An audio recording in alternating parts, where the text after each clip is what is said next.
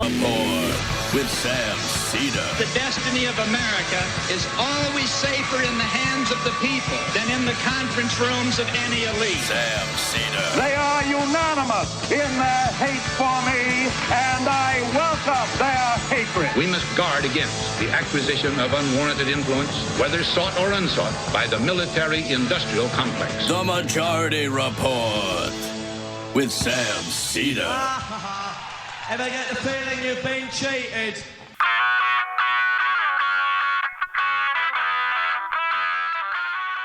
It is Tuesday, November 5th, 2019. My name is Sam Seder. This is the 5-time award-winning Majority Report. We are broadcasting live steps from the industrially ravaged Gowanus Canal in the heartland of America, downtown Brooklyn, USA. On the program today, investigative reporter Aaron Glantz, senior reporter at Reveal and author of Homewreckers, How a Gang of Wall Street Kingpins, Hedge Fund Magnates, Crooked Banks, and Vulture Capitalists suckered millions out of their homes and demolished the American dream. Meanwhile, it's election day. Some key state houses, governorship up for grabs. Some important the city council races in Seattle, big deal. Couple of ballot measures. Meanwhile, Trump officially pulls out of the Paris Accords. Democrats release more private impeachment depositions, and Republicans panic. Lev Parnas, Rudy Giuliani's client, and also, coincidentally, my Halloween costume, supposedly to cooperate with impeachment proceedings. Julian Castro contracts, and Tom Steyer's campaign worker steals. And an ABC anchor is caught on tape revealing that ABC quashed the Epstein story 3 years ago. An immigrant in ICE custody was pulled off his life support over the family objections. This is a cue for the Republican-controlled Senate to hold more hearings like they did with Terry Schiavo. Lastly, new swing state polling is a little bit all over the place, but Biden and Bernie atop Trump consistently. Warren a bit less so. But all of this is predicated on Trump not capturing more revanchists who are indeed out there. All this and more on today's program. Yes, ladies and gentlemen, it is a Tuesday. It is the Majority Report. Matt is out, but everybody else is here today. We appreciate your tuning in. A reminder, AM Quickie being blasted out every morning. We're endeavoring to get it out even earlier, but right now it should be hitting your boxes by 8:30. One or two people email us and said it gets there late, but I think that's just a function of you have to refresh. Who doesn't like an AM Quickie? There you go. And it gives you just a quick headlines for the day. amquickie.com. You can sign up via there or through our app, which is available at majorityapp.com. Also, follow us on Instagram, majorityreport.fm on Instagram. We're going to try and start putting it up there, right? At least just the headline. Is that what we're going to do? Oh, yeah, sure. I think that's a good idea. Glad we're on top of that. Let's start here. You know, there's nothing sadder than to see someone bullied and to see someone who is struggling every day just to manage their multiple home life or their... Just to put yachts in the marina. I mean, look, just for a moment, I know people get a little knee-jerk about this, but just imagine you had everybody, I think, if you're a homeowner, even if you're a renter and you have a family, you've got a lot of organizing stuff, like you got to time out when you're getting toilet paper and paper towels and paying the Con Ed bill or, the electric bill or whatever it is. Just imagine for a moment, before you get all judgy, what if you had 10 homes? What if you had 12 homes? Just think of the incredible sense of anxiety you would have constantly. But you work at it because it's important. It's important for the country. And here's a guy, Leon Cooperman, who refers to himself as a philanthropist. That's his job, apparently. Philanthropy. Now, he still makes a ton of money, of course, because he's a billionaire and he's heavily invested in a lot of different things.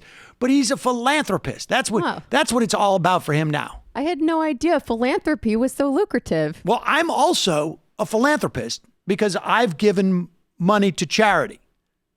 And so apparently you can just adopt that. But he's a philanthropist. Now, I don't know what he's doing on CNBC.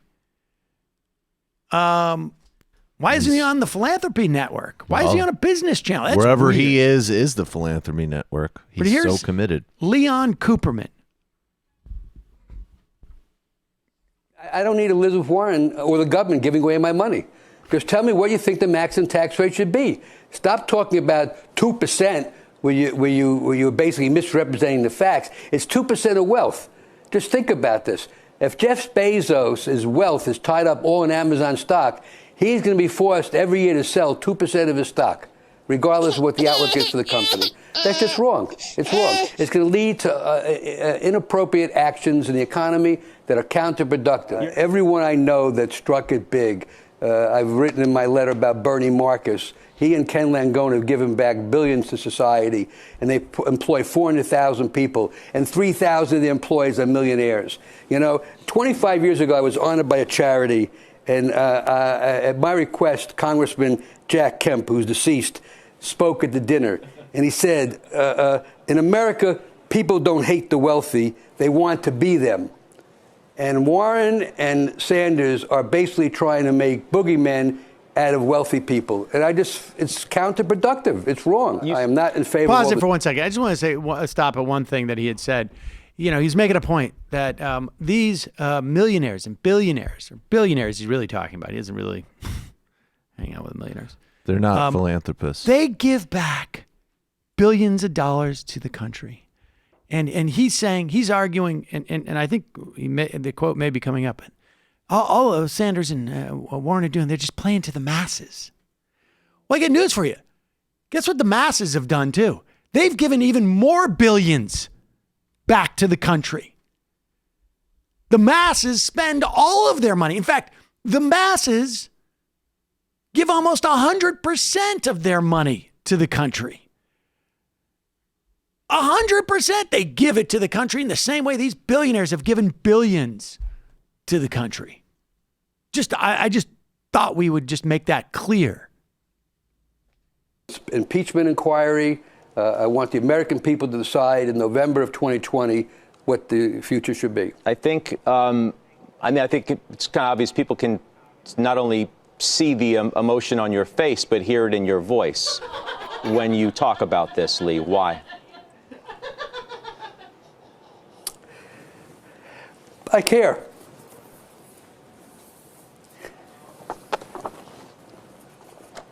That's it.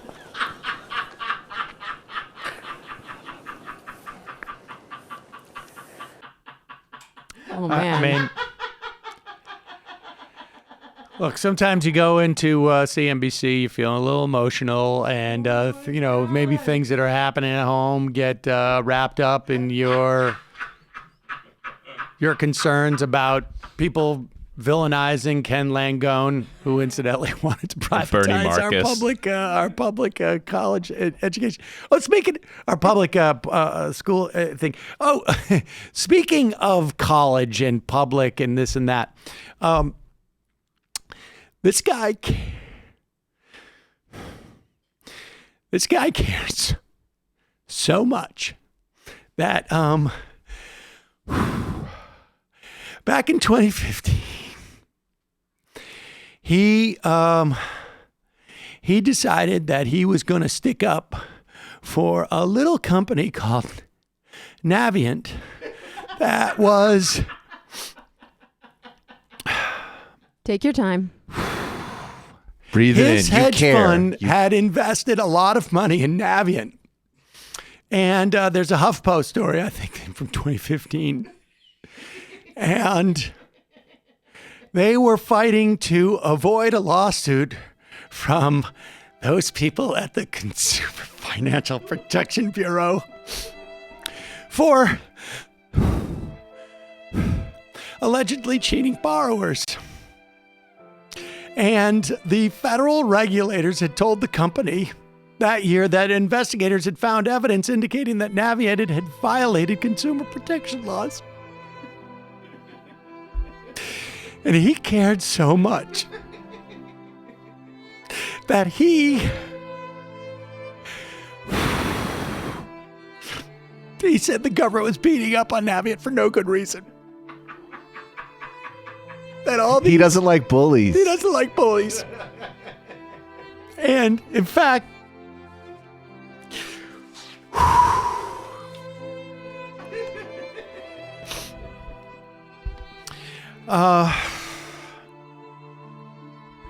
he apparently on an investor call asked specifically how Elizabeth Warren might impact their earnings. Because he cares. Because he cares. I mean, look, the more she takes out of Navient, the more you destroy philanthropy, bro. Maybe you should get out of your head and out of your snark and think about it a little bit. All he wants is the ability to help this country in a way that he deems fit.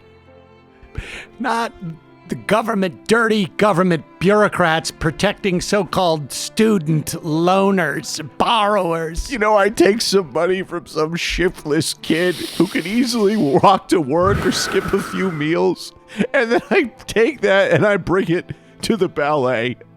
And I don't see what's wrong with that. I'm sorry. I just don't believe in bullies. I mean, this really is like Hitler's Germany or any other insane historical offensive analogy. Back on government regulators trying to protect people who are deeply in debt because of fraudulent and inappropriate collection agency practices is wrong, then guilty, but not so much that I could go to jail or get fined. Each call to each of those shiftless lazy bums was $1 that I was able to get a building named after me with. I saw Ken Langone after one of these diatribes by the Sanders Warren people. He had indigestion. You never seen Ken. I haven't seen Ken this upset since they tried to unionize a Home Depot back in Montauk. And they had to do some type of recall because of Chinese plywood that was off-gassing poisonous materials. Oh, it's Ken's fault that people are dying when they touch Home Depot plywood. This is socialism. And I got scared. I just want to say, we haven't gotten any of that money back yet, so it's fun, but we haven't onward to victory. And two, imagine the crying when we actually do get some of that money back. Oh my God. If I could drink a cup of that guy's tears, I feel like I would live forever. Goals. I was saying off air, like where there are way more similarities between Russia and the United States than standard narrative would concede. But where are the Russian oligarchs? They have balls. I built $1 billion out of a criminal VCR business. Now I'm on the board of Gazprom. Oh, you don't like that? How about I kill you and your family in the middle of the night? They're not on like, I just want to help everyone so much. You don't like I sell a Sony VCR during Perestroika? It hurt my feelings. Warren would be great in a regulatory role, just regulating the heck out of these guys. Folks, it's that time of season, that time of year. It's that season, the time of year where people get sick around this office. As much as I say, get a flu shot. I will even subsidize it. How generous.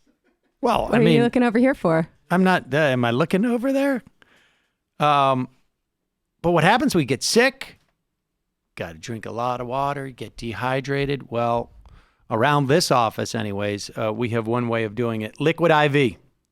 It hydrates you 2 to 3 times faster and more efficiently than water alone, with the added bonus of vitamin C, B3, B5, B6, B12. Whenever I go to Vegas, when I tend to drink a little too much, or when I'm flying, which I do both of those things when I go to Vegas, I take a bunch of packets of Liquid IV. My favorite, lemon lime, but I will drink, I'll also do the acai berry. It's tremendous. I don't drink enough water. This allows me to basically drink 2 to 3 times more water than I'm drinking at any given point. Liquid IV, it's the fastest growing wellness brand. All their products, non-GMO, vegan, free of gluten, free of dairy, free of soy. And you can find Liquid IV everywhere, even at Costco. It's a great, healthy alternative to traditional sugary sports drinks. Perfect for fueling tough workouts, preventing muscle fatigue, and promoting a healthy post-workout recovery. Of course, I never pitch that because I don't do enough exercise. We need more. We need to re-up. I know. Actually, I think I have one in my bag. It actually, I will say, all kidding aside, because I'm back at it, it does help. Stuff works. You got to sign it out. It really does. Endorsed by, I was at a wedding, endorsed by a dancer in the Martha Graham Dance Company. Is that right? Of mine. Yeah, she had a bunch of them. She's like, "You guys want these?" I was like, "We have them at the studio. They're great." Liquid no, we IV. don't. We should have took them, man. It's available in convenient TSA-friendly powder packs for travel, perfect for combating jet lag and altitude sickness. I love Liquid IV. I know you will too. Right now, my listeners get 25% off at liquidiv.com when you use my code MAJORITY at checkout. That's 25% off of anything you order on Liquid IV's website. Go to liquidiv.com, enter my promo code MAJORITY to get your savings and start getting better hydration. That's liquidiv.com, promo code MAJORITY, 25% off. Don't wait. Start properly hydrating today, ladies and gentlemen. Also, we talked about this at the beginning of school. I know this because I have a teenager, but also different folks have this problem on occasion. Always seems like on the days you have something important, a pimple shows up. Now with Proactiv Md, you have the solution. With America's #1 acne brand, Proactiv has helped fight acne for almost 25 years. Now they've introduced their next generation acne treatment system. It's called Proactiv Md. It contains a dermatologist-recommended topical retinoid called adapalene. Adapalene. That's what it's called. I still consider him my father-in-law, but really sort of technically my ex-father-in-law is a dermatologist. He's been telling me about this stuff for quite some time. It's the newest acne-fighting innovation. It's made available to over-the-counter consumers. First one in over 30 years. Kelly's been using Proactiv for ages. Old Kelly. Not old Kelly, but formerly of the show Kelly. She's not totally formerly of the show. But formerly producing the show. She wrote me, said she's been using Proactiv on and off since high school. The formula has improved over the years, but the idea remained the same. Proactiv is a program of skincare that gives you short and long-term results. It's the best acne-fighting product that doesn't require a prescription. It's been that way for a long time. She writes, I have sensitive skin, and Proactiv's program made my skin smoother and clearer without causing redness or peeling. She said it only takes a few weeks to achieve noticeable differences in your skin.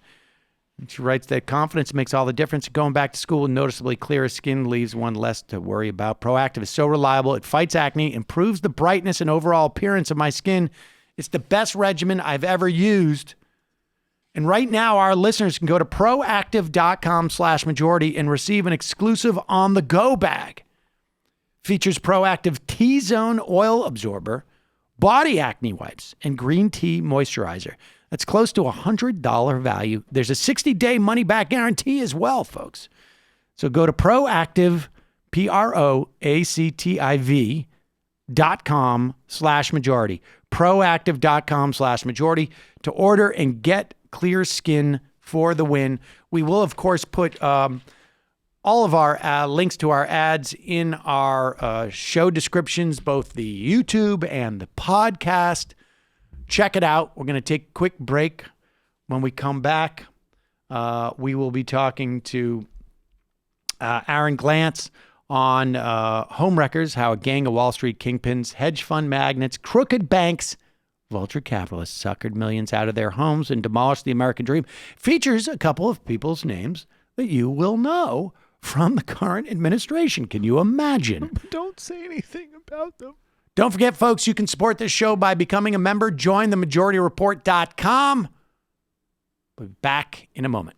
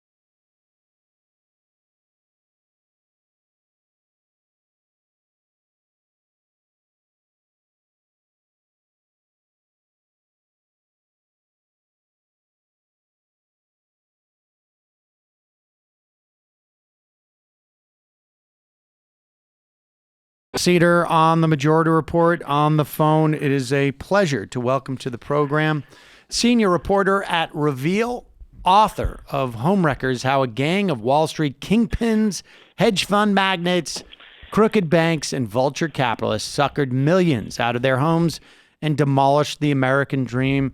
Aaron Glantz, welcome to the program. Thank you for having me. All right, so let's just sort of, your book is set. It's almost like it's almost I guess a sequel of sorts. And maybe it's a little bit too early to write the sequel, but maybe not in some ways. Of what we learned about why there was a financial crisis. You look at the sort of what happened in the wake of the financial crisis, specifically in terms of homeowners. 8 million people lost their homes in the wake of the 2008 financial crisis. Just give us the overall gist of what you're looking at here. Yeah, I mean, you mentioned there has been so much journalism dissecting exactly why the economy collapsed 10 years ago, right? And, the fact that we bailed out the banks instead of the American public, like, this is well known, right? But we seem to have forgotten the fact that in the meantime, 10 years have gone by, right? And we're living in a country right now where the unemployment rate is low. The Dow Jones Industrial Average is high. The president is telling us the economy is fantastic. And yet, across the political spectrum, we know that that doesn't tell the whole story. We live in a country where the top 0.1% now has as much wealth as the bottom 90%, a wealth gap that we haven't seen in 100 years. And so since we live in a country where our wealth is tied to our home, where home ownership is the American dream, it seemed like looking at what happened over the past decade would be a very fruitful exercise. And we should say that home ownership is the primary driver of intergenerational wealth, which is, to a large extent, and this is well, in some respects, it's a similar story, but it's a slightly different story as to what accounts for the some of the major discrepancies between let's say black wealth and white wealth in this country is a function of home policy, of home ownership policies that we've had throughout our history, and in some respects, some of this is not terribly different. There's an element of that. A lot of the people who lost their homes were black people, brown people in this country. What was the main in the wake of the financial crisis? We have people who find that they're underwater on their mortgages. They have signed up for mortgages because of really unscrupulous, crooked, fraudulent, however you want to express this, mortgage providers into loans that they could not, they either didn't understand or simply could not afford, largely because of these sort of ballooning interest rates. Just give us a sense of what was the predicate for the scams that basically followed. Well, I guess the easiest way to understand this is actually to look at the Homewreckers, because when you start to talk about the financial concept, it can give you a headache really fast, right? Which is why I try to tell this as a story about families and homes and the capitalists who benefited. And the first capitalist that I talk about in the book is Steve Mnuchin, who is now Donald Trump's Treasury Secretary. And what happened was that there was this bank in Southern California called IndyMac. Mm-hmm. It was some of your listeners may remember it. It was the first big failure of the financial crisis before even Lehman Brothers.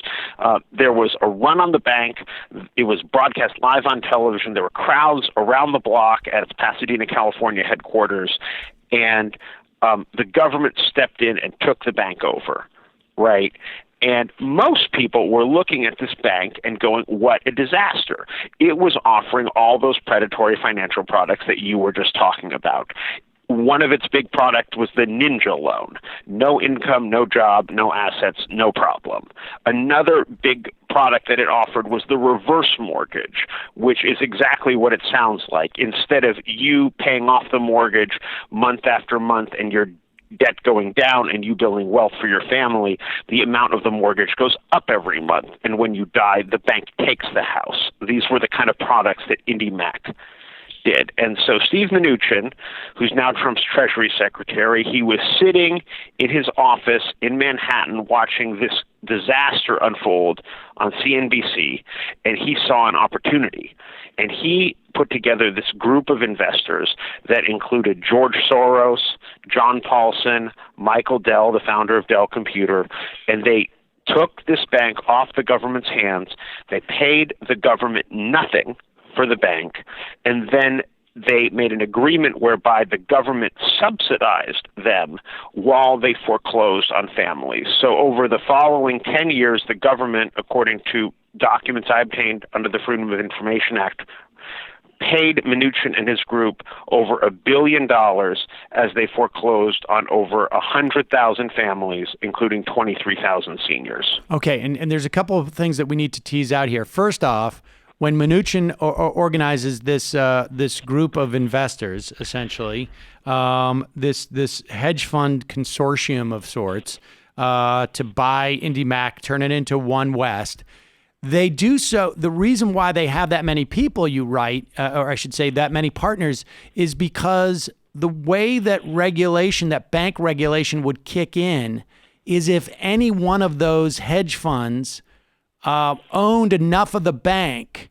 that they became, they qualified as being sort of a bank holding company. But by each chipping in a small enough amount, then the regulation doesn't kick in the same way. Is that right?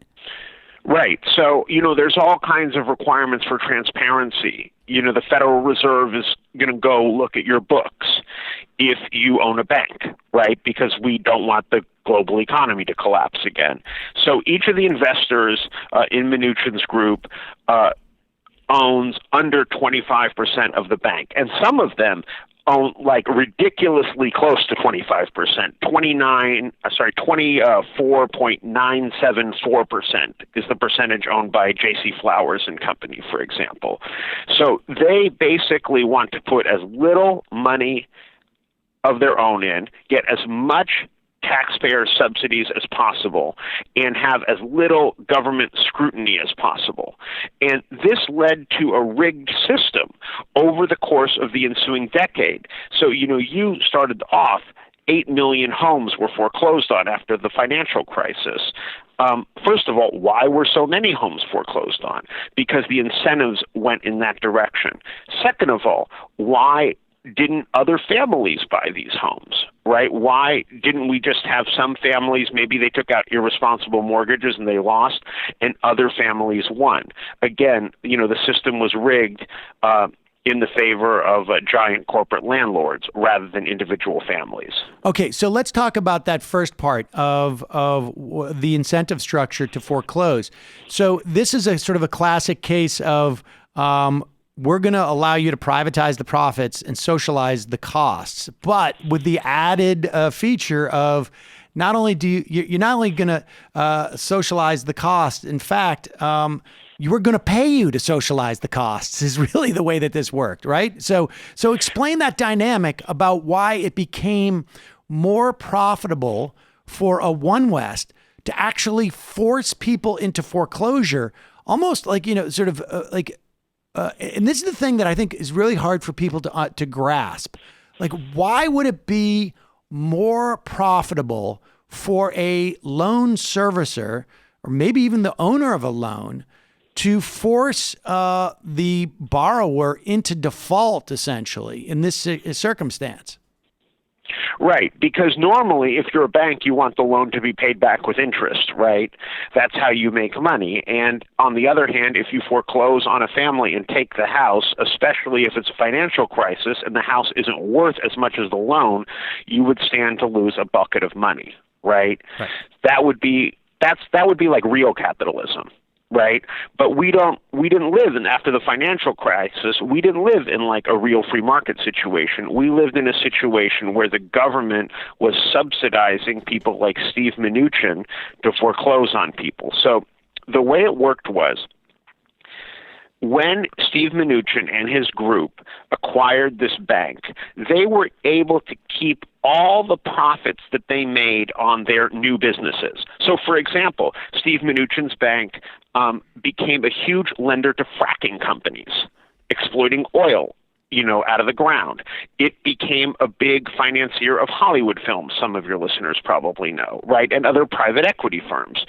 Now, it could keep all the money that it made on this new business. Now, it had also this portfolio of bad loans from IndyMac from the financial crisis. With those loans, if it lost money on those loans by foreclosure, we agreed to pay for up to 90% of their losses. And not only the loss of the loan, we agreed to pay for most of their attorney's fees, appraisal costs, inspection costs, all the things that the bank usually doesn't want to do in a foreclosure. We agreed to pick up that tab. Now, to be clear, they didn't pay for the loans in the first place, right? They assume. Well, I actually got an email. Yeah, I actually got an email from Steve Mnuchin after this book came out. He was upset at the way I'm characterizing this. So, since we have some time, let me slow down. Please. They paid the government nothing, right? They then did invest $1.6 billion in the actual bank, which they capitalized and then went off and did all the other businesses that I've been talking about, like financing fracking, for example, right? But they didn't pay anything to the government for all of these bad loans. No, they basically the deal that the government was like, we're going to lose even more money if we get stuck with all this ourselves. Here, you take it and we'll pick up a lot of the losses, right? But so what they did was, it's like we gave them this like junk car, right?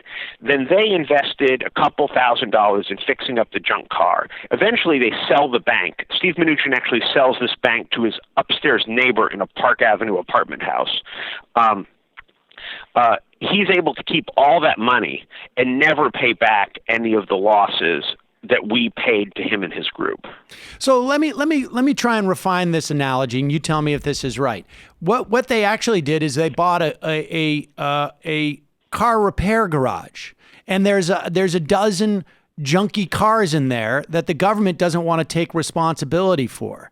They used the garage to start offering all sorts of other stuff, like we're going to do detailing, we're going to do we're going to fix your catalytic converters, and they take those junk cars in there, and the government agrees, like, oh, if you dispose of these, we will pay you to dispose of them. And so all they did is they basically threw these out. But in the process of throwing them out, that is the equivalent of basically forcing people into foreclosure, and the government pays them for resolving these loans, right? So did the government anticipate, like, initially, like, oh, they're going to work these loans out and we will just backstop them to give so that the American spirit of going in there and helping homeowners can be encouraged, and we can tell them, like, if you mess up, don't worry, we'll be your safety net. But basically what they said is, we're just going to go directly into the safety net, thanks. Well, I mean, there were these things called mortgage modification programs, right? But, I mean, anyone who was alive during that time knows how hard they were to access. This is right? HAMP, essentially, right? HAMP. Yeah, I mean, this even was not HAMP. This even predated HAMP, and it was the special deal that Steve Mnuchin made with the FDIC. And by the way, we haven't talked about Wilbur Ross. Everything that I'm saying about Steve Mnuchin, Wilbur Ross did all the same stuff with a bank in Florida called Bank United that he bought. So that's why the book is The Homewreckers, because there's this whole crew of these people. So, Mnuchin and Ross both did this. But staying on Mnuchin for a moment, he made this deal with the FDIC. The deal that he made with the FDIC said that we will compensate you for your losses, but first you have to work with the families, right? interviewing Sheila Bair, the former chairman of the FDIC 10 years later, she was still defending this deal to me, like even now, even knowing that 100,000 families, including 23,000 seniors, lost their homes, and we paid $1 billion to subsidize it.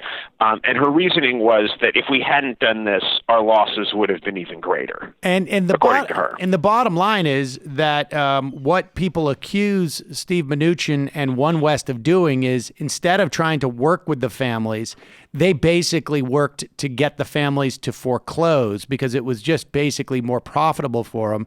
And that is what they started to investigate at the California State Attorney General's office, right? And will you just tell that part of the story, because it involves Kamala Harris? I think people have heard it, slightly, but not in the level of detail I think that you know it. Right. So, the national settlement with the big banks was going on, right? And Kamala Harris, who was at that time the Attorney General of California, formed a mortgage fraud strike force that was supposed to go after the bad actors.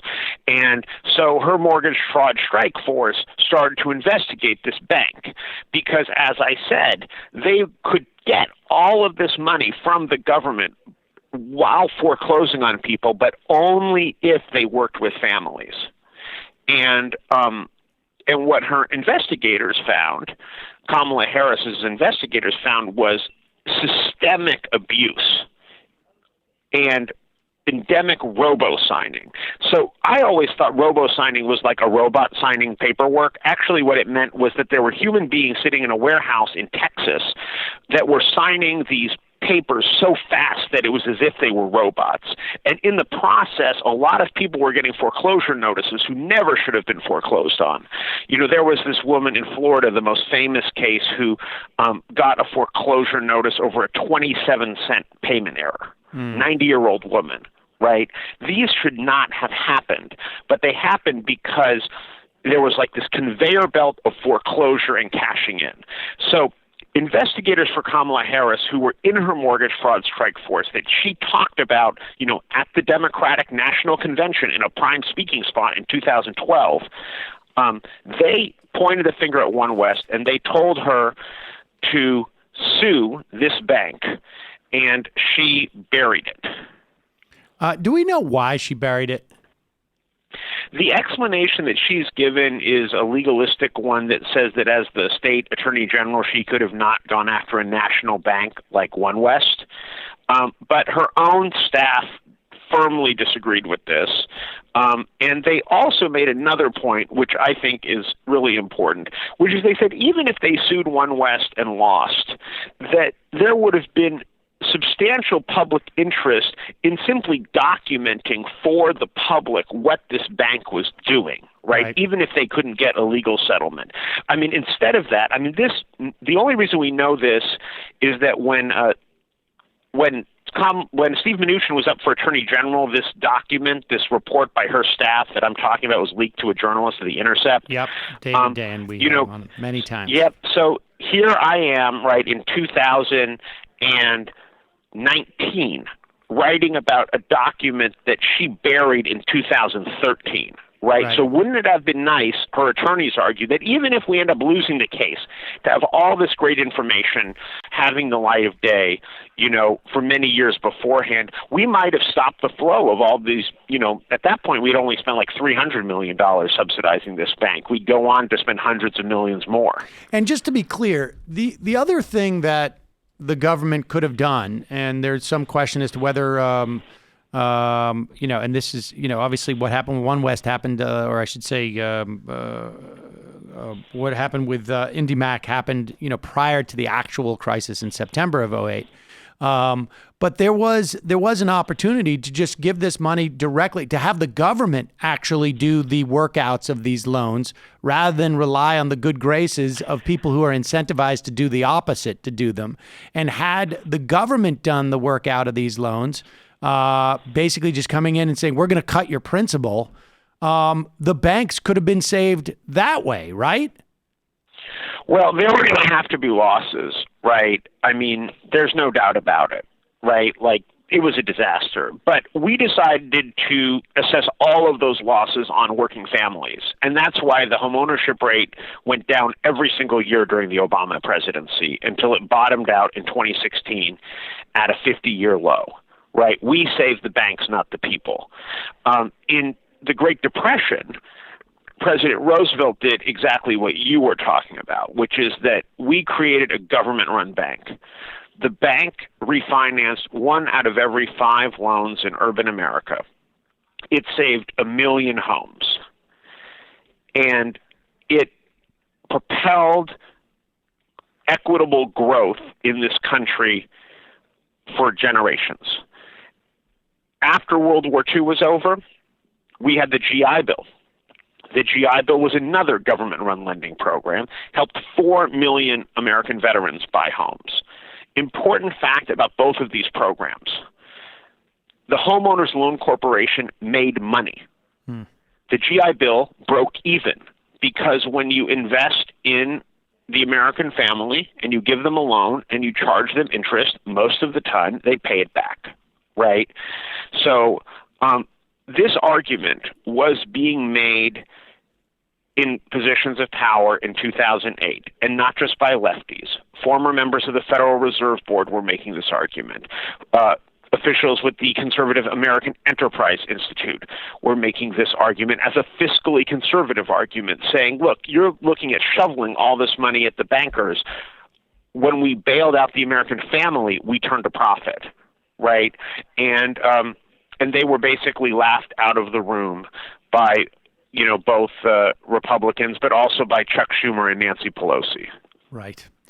All right. Let's just tell us a little bit about the story of Sandy Jolly. You follow her throughout the story, and in her case, it has, I guess, a happy ending, but it takes a long time to get there, and it's a fairly unique one. But tell us about her. Yeah, I ran into Sandy about 2 years ago, and she, her dad worked for the water department. Her mom worked for a company that printed payroll checks. He was a World War II veteran, and they had bought, back in the 1980s, this house in Thousand Oaks, California, just north of Los Angeles, for slightly under $90,000. And they had a mortgage payment that was $600 a month. And as they were getting older, and they were in their 70s, sitting at home watching TV, this ad comes on television. James Garner, the actor, is the pitch man for this reverse mortgage. And the company behind the reverse mortgage was IndyMac. After they signed the reverse mortgage, Sandy their daughter immediately tries to get out of it, and they just won't let her. And she takes them to court, and in 2012, they get foreclosed on by Steve Mnuchin's bank in one of these foreclosures that we've been talking about. But I keep following her and the house even after the foreclosure, because I feel like at the point of the foreclosure, that's when the media usually checks out, right? But Sandy goes to the auction. She tries to save the house at the auction, and at the auction, the house is bought by this woman who comes with a Bluetooth headset and a little foldable desk, and Sandy doesn't know who she is, but the next day she gets home and she finds out that her house has been sold to a shell company called Colfin AI California 5 LLC. So this house that has been owned by her family for 30 years, now owned by the shell company. And the shell company turns out to be controlled by another one of Donald Trump's friends, Tom Barrack, who is, he introduced Ivanka at the Republican National Convention, and he planned the president's inauguration. And prior to all of that, he was a vulture capitalist amassing a national portfolio of 30,000 homes during the Great Recession. So before, it was 30,000 homes, 30,000 families. Now one home, 30,000. One owner, 30,000 homes, right? Yep. And And Sandy just keeps fighting. She keeps fighting even after that. Even after Tom Barrack raises her rent 3 times, she keeps fighting. And she ends up winning an $89 million whistleblower settlement against Steve Mnuchin's bank. And this is a whistleblower because it showed this systemic program to create foreclosures, essentially. Yes. Basically, what she alleged was that the Mnuchin's group was illegally billing the government on foreclosures. It gets really super complicated, and of course it was settled without any admission of guilt by Mnuchin's group, right? So, quote-unquote, nobody who ever did anything wrong, but they do end up ponying up $89 million to the federal government, and Sandy gets a $1.6 million finder's fee, basically, for bringing this to the government's attention. This is a key TAM case where you can actually get a bounty for turning in people who are defrauding the government, and the fraud was a function of they did not essentially do what they were obligated to do in terms of helping homeowners in this instance. But part of the problem was the system was set up to trust people whose job it is, in their minds, to exploit any asymmetrical understanding of what's going on, essentially. Right. And also think about all the people who screwed up here, right? I mean, the FDIC was supposed to be minding this store. HUD was supposed to be minding this store. The Justice Department was supposed to be minding this store. Kamala Harris was supposed to be minding this store, right? It falls to this woman in Southern California who's just fighting for her own house, right? And in the course of fighting for her own house, lots of other families start to call her, and they're having the same experience she does. So then she finds a Washington, D.C. attorney. He brings her to go meet with the FBI and the Justice Department and all these things. And then finally, in 2017, so almost a decade after all of this starts, the government agrees to this $89 million settlement with the bank. But, of course, by this point, Steve Mnuchin has already sold the bank and is the Treasury Secretary. Right. So, Aaron, where do we go with this understanding of just how people exploited the sort of the mop-up, I guess, of the financial crisis or the wake of it? What should we know? What's important for us, I guess, to know going forward, or how does this inform us for the future? I think that first of all, we have to understand where we're at, right? Right now, we're in an era where we're always talking about issues like gentrification, displacement, right? Housing affordability. We live in a country right now where so many families just feel like they're holding on. And we have to put this in the context of a historically low homeownership rate, right? That if you own your home, then you have stability and you can build wealth. So we have to put homeownership back into the equation. And really talk about what happened to these 8 million homes and not just pretend that we have a supply problem. Right? And then second of all, we need to remember the decisions that were made that got us to this point. And remember that there were good proposals for a government-run bank to bail out the people that, would have rekindled decisions that were made, 80 years before that were helpful to the country and profitable to the government, right? That led to generations of shared prosperity.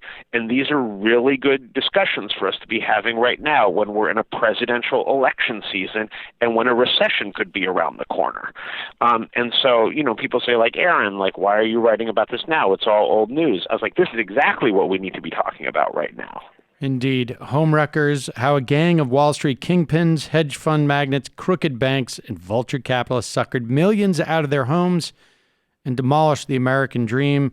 Aaron Glantz, thanks so much for your time today. Really appreciate it. We will put a link to your book at majority.fm. Thank you so much, Sam. All right, folks. Going to take a quick break. Head into the fun half. Just a reminder, this program exists because of your support. When you become a member at jointhemajorityreport.com, Not only do we give you the free part of the show without commercials, but we also give you extra content every single day. And on top of which, you support the free show. You can search your member programs in the app now, Majority app, with ease. You can download them. Keep them on your phone for when you're in the subway or in the mines or wherever you are if you're in a place where there's no reception, you're going hiking or camping somewhere, or maybe you're taking a trip out to the sea. I don't know. Just coming up with different reasons why you would download it, but you can always just stream it, the podcast. You have both options on the app. But either way, become a member of the program today. Join themajorityreport.com. Join Don't forget, sign up for the AM Quickie. You can do so at amquickie.com. Also, justcoffee.coop, fair trade coffee, tea, or chocolate. Use the coupon code Majority, get 10% off. Today is Tuesday, November 5th, which means that it's a Tuesday. Michael, what happens today? Big day today. Something very big just happened. At 6 o'clock, pre-stream with Kim Ives, editor of Haiti Liberté. We're going to get into the details of what's happening in Haiti right now, which fits a global pattern, but of course has a unique story. Then for the main show, the peerless Adolph Reed Jr.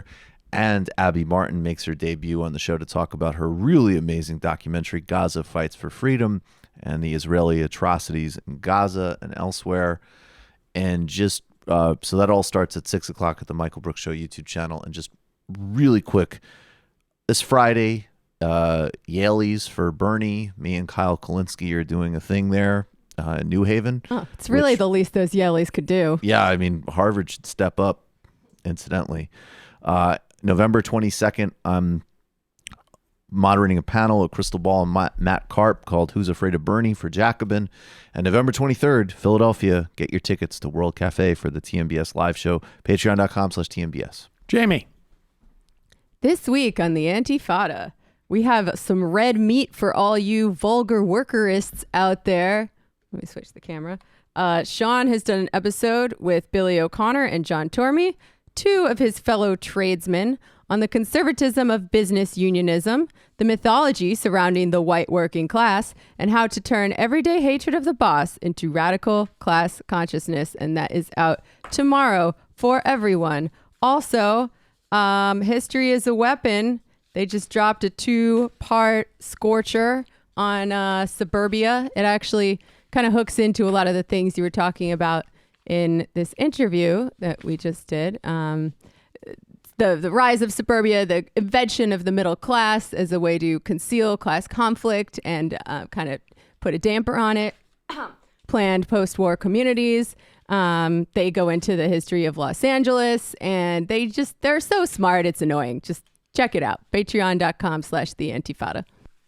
Oh, and you know what? I also want to brag for a minute because my fundraiser went real well. And we raised over $700 for El Comedor and Contra Viento y Marea, which is, thank you.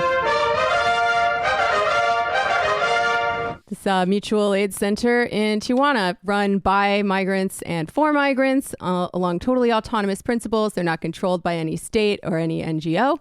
And we're going to raise even more money for them. So I'll put a link in the blog post today. Salem Witch Trials. Talked about Salem Witch Trials. You're going to like it. Check out Literary Hangover on Patreon. Also on YouTube. Thanks. There you go. Literary Hangover. Check it out. Quick break into the fun half, 646-257-3920. We will get the calls going today, ladies and gentlemen. See you there. Left is best. Jamie and I may have a disagreement. Yeah, you can't just say whatever you want about people just because you're rich. I have an absolute right to mock them on YouTube. He's up there buggy whipping like he's the boss. I am not your employer. I'm tired of the negativity. I'm sorry, I didn't mean to upset you. You're nervous. You're a little bit upset. You're riled up. Yeah, maybe you should rethink your defense of that, you fucking idiots. We're just going to get rid of you. All right. But dude. You want to smoke this joint? Yes. Do you feel like you are a dinosaur? Some good shit. Exactly. I'm happy now. It's a win-win. It's a win-win-win. Oh, hell yeah. Now listen to me. 2, 3, 4, 5 times. 847-906-501-457-238-56-27. 1 half. 5 eighths. 3.9 billion. Wow. He's the ultimate math nerd. Don't you see? Why don't you get a real job instead of spewing vitriol and hatred, you left-wing Limbaugh? Everybody's taking their dumb juice today. Come on, Sammy. Dance, dance, dance.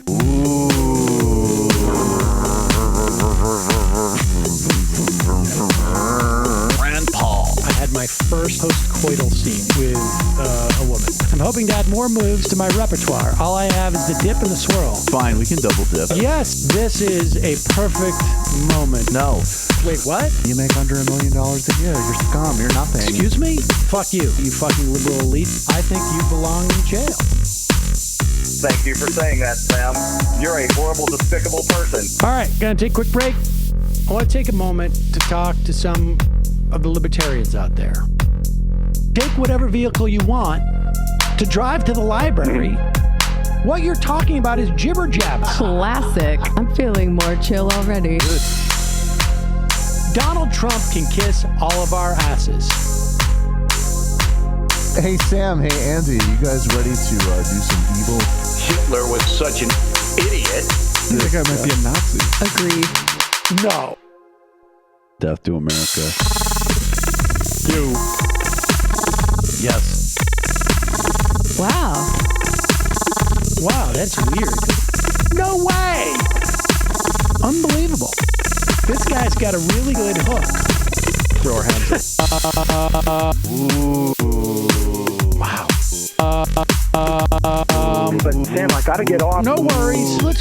I want to just flesh this out a little bit. I mean, look, it's a free speech issue. If you don't like me, Hey, shut up! Thank you for calling into the Majority Report. Sam will be with you shortly. Hitler was the most spoiled. What a dumb guy. God. Give me a break, Hitler. This is an interesting story. File this away. Now, today we are seeing, and we saw this yesterday, Democrats every day are releasing the depositions that they've taken in private.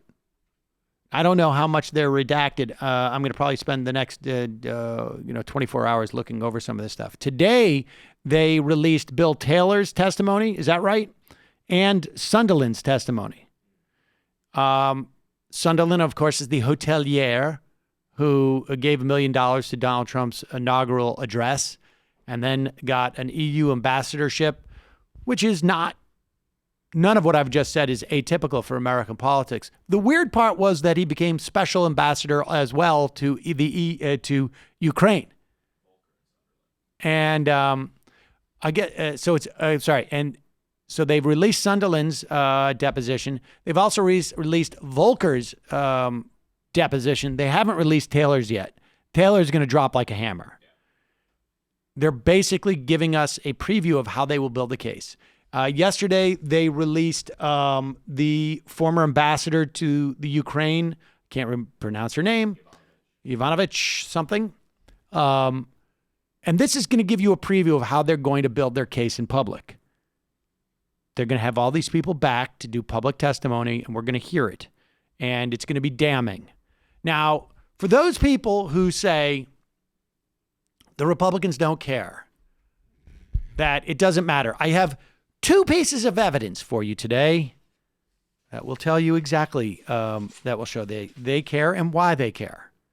The first is, do they care? Republican National Committee paid to generate thousands of calls to the congressional offices of nearly 3 dozen House Democrats in recent weeks. an effort that was aimed at both shaping opinion around the impeachment inquiry and tying up the phone lines of elected officials.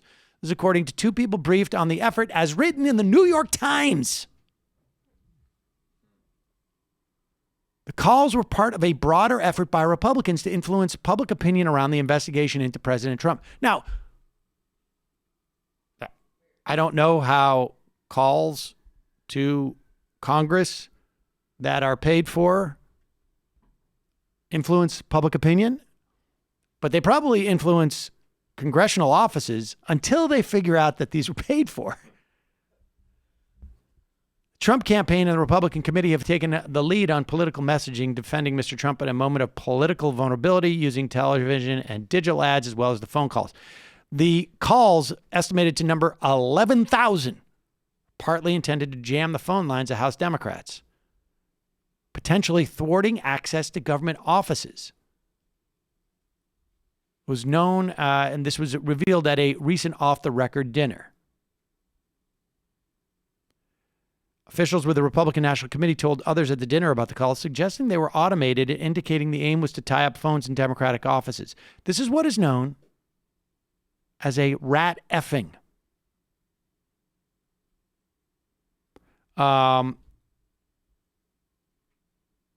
This is a way of attempting to make it seem like the American public is actually not interested in impeaching Donald Trump and scaring these Democrats. Hopefully, this will allow them to realize that that stuff was ginned up. Now, if you've been through any experience ever, you will know that those first impressions are hard to shake, even if you get subsequent information that would tell you that there's something to be suspicious about it. So it could impact them a little bit.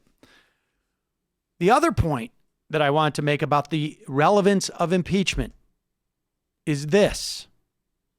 The Virginia State House and House of Delegates are up for grabs. Republicans hold a one-vote lead in each chamber. And it looks like they're going to lose control of both chambers in Virginia. The last time the Virginia Senate was up was in 2015. So it hasn't had a post-Trump suburban correction, as they call it. And the House of Delegates has new district lines in place to undo a racial gerrymander. So Democrats are looking for a pickup. Here is a race, and this is in what? HD... the House Delegate District 84, I think it is, in Virginia, where a woman named Karen Millard is running. And here is a look at, take a look at this. There's a graphic. This is a mailer. It's an official mailer that was sent out to voters. And was sent out by the person that Millard is running against, a guy named Davis. And it says, if you wouldn't support this candidate for president, points an arrow at Donald Trump and lists some, some stuff about him. Then it says, then how could you support this candidate for the House of Delegates? And points to a Millard. And it's like, false statements or whatever it is. Back it up now. Now, this is what you can anticipate in the 2020 election. The interesting thing here is that Karen Millard is a Democrat and that her opponent who sent this out is the Republican. This is how desperate people are going to be, candidates are going to be, to tie their opponent to Donald Trump. She is a Democrat. She does not support Donald Trump. But they know if they put a picture of Donald Trump with her on it, it's going to be worth votes to this Republican running in Virginia Beach or in the Virginia Beach area. That's crazy. It's crazy. But imagine if Karen Millard could put out a mailer that said, not only is my opponent a member of the same party as Donald Trump, but he voted to protect him from impeachment. That is what impeachment is all about. Now, obviously, it's not going to play in this House of Delegates race, but that's the dynamic. That if even on as local of a race as this, they're trying to tie the Democrat to Donald Trump, you can see the salience of even close proximity on a piece of paper, how toxic it is, or at least how toxic these politicians perceive it is. At least in that area, right? At least in that area. And that is the perfect type of example of an area that we're talking about. A purplish area. One where Democrats have been on the cusp of winning, but aren't quite there yet. So, and in fact, I think Millard lost this race in 2017 by like 1 point, if I'm not mistaken. So that's what's going on here, folks. All right, let's go to the phones. Calling from a 210 area code. Who might you be? Excuse me. You're calling from a 210 area code. Whom might you be? Good afternoon, Sam. It's John from San Antonio. John from San Antonio. How are you, sir? I don't know if you had the opportunity to hear our Halloween show. Yes, I did. Okay. I just wanted to double check that you had. What did you think of the parallel universe? It was great. It was great. I was having a down day. Started furiously laughing. So yeah, all right. Made my day. I'm glad to hear that. So that's what we're here. So can you indulge me in one mock Jeopardy question, Sam? Sure, John. When have I ever denied you a mock Jeopardy question? Okay, the category is American political families whose son has recently declared for the 2020 U.S. Senate special election race in Georgia. The clue is, this is a son of a former U.S. senator who is portrayed as a fictional terrorist in this Seder-directed film, bad situationalist. Situationist. Well, I got to tell you, it's not. I did not portray this guy. I had no idea that Joe Lieberman had a son. No, I said fictional. It was fictional. I know, but okay, all right, right. Okay, so it's Joe Lieberman's son, right? Yes, that's right. Matt Lieberman has thrown his hat in the ring. Right now, he's the only candidate to enter the race, and there was two Senate races in Georgia in 2020, and I recommend that the progressive Ted Terry should exit the race that he's in to beat incumbent David Perdue and enter the special election, despite the fact that there will be another election for the seat in 2022. Now, Matt Lieberman belongs to the Connecticut for Lieberman party. Is that correct? Wait, this is hysterical. I don't think so. I think he's a Democrat. Matt Lieberman, I got to double check. I mean, this is just off the top. He has an IMDb page. Is it? You sure it's a different guy? No, I don't think it's the same one. I think it's a different Matt Lieberman. I mean, you never know. These guys, I was thinking like a kind of a Clinton kid type of career placement guy. Here he is. Do we dare? Oh, Jesus Christ. Oh, God. Oh, no. I was going to say this to Matt Lieberman honestly, and IMDb. This may put me into some type of form. This may put me into some type of apoplectic shock, but go ahead. Anna left it. Nothing. They can't come up with any way to do anything. How many different ways can these idiots in Washington hear? Are you serious? A million ways to do nothing. As a single dad, he's always been pretty relaxed and patient. But these days, he's really worked up over how screwed up everything is in Washington. Poor Disney has to hear it. I'm fed up. We're paying these people salaries, Disney. Pancakes? Well, what's the occasion? I'm running for U.S. Senate. Dad might be a first-time candidate, but he's been helping people his whole life. He was a teacher. He started an innovative program to fight hunger and homelessness. He helped launch a local I Have a Dream program to provide college scholarships to kids who couldn't afford it. And he got a healthcare business up and running for families, small businesses, and union members. It's not that bad. It's really tasty. Pass the syrup. Did I mention I'm running for Senate? Oh. Oof. Tough crowd. Hey, we're voters. Let's hear what you have to say. Yeah, why should we vote for you? Because I'm your dad. Last year here in Georgia, we were given hope. For that hope to become change, we need to be sure that every vote is counted. To me, it's personal. In 2000, I watched as the Supreme Court stole the election and changed the course of history. We need a Voting Rights Act for the 21st century. So what are you going to do about these laws that ban abortions before women even know they're pregnant? I'll protect Roe v. Wade. Are you going to stand up to the NRA? I'll ban assault rifles and push for background checks on all gun purchases. How are you going to make Washington work for all of us here in Georgia? We need a constitutional amendment to end Citizens United, and I won't take a dime from corporate PACs. You got this, Dad. Go in. I'm in.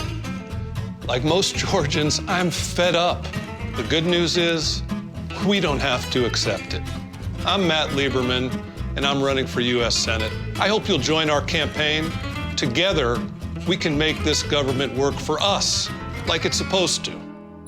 He skipped his experience with the Hasidim, though. I was gonna say, like, if he came out, if the last line was like, "And I hate my dad too," I'd probably go down there and work for him. Mad respect. I don't know. I mean, he sounds like maybe good. I mean, this is Georgia, and you know, who knows? It's very difficult for me on a purely childish, emotional, visceral level to watch that. He owns a healthcare consulting business. Boo. There you go. Boo. Who Not knows good. exactly what it is? But He can keep Stacey Abrams' name out of his mouth too. we'll see. We'll see. We need to. I need to investigate a little bit more.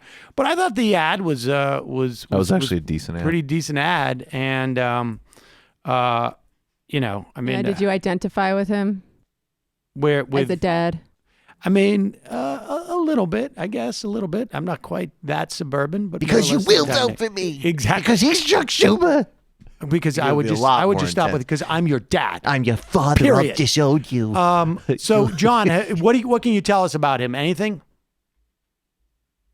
No, I mean, it doesn't support Medicare for all, doesn't support the Green New Deal. I think that's pretty much all you need to know. I mean, Boom. Like I said, you know, I'd recommend Ted Terry.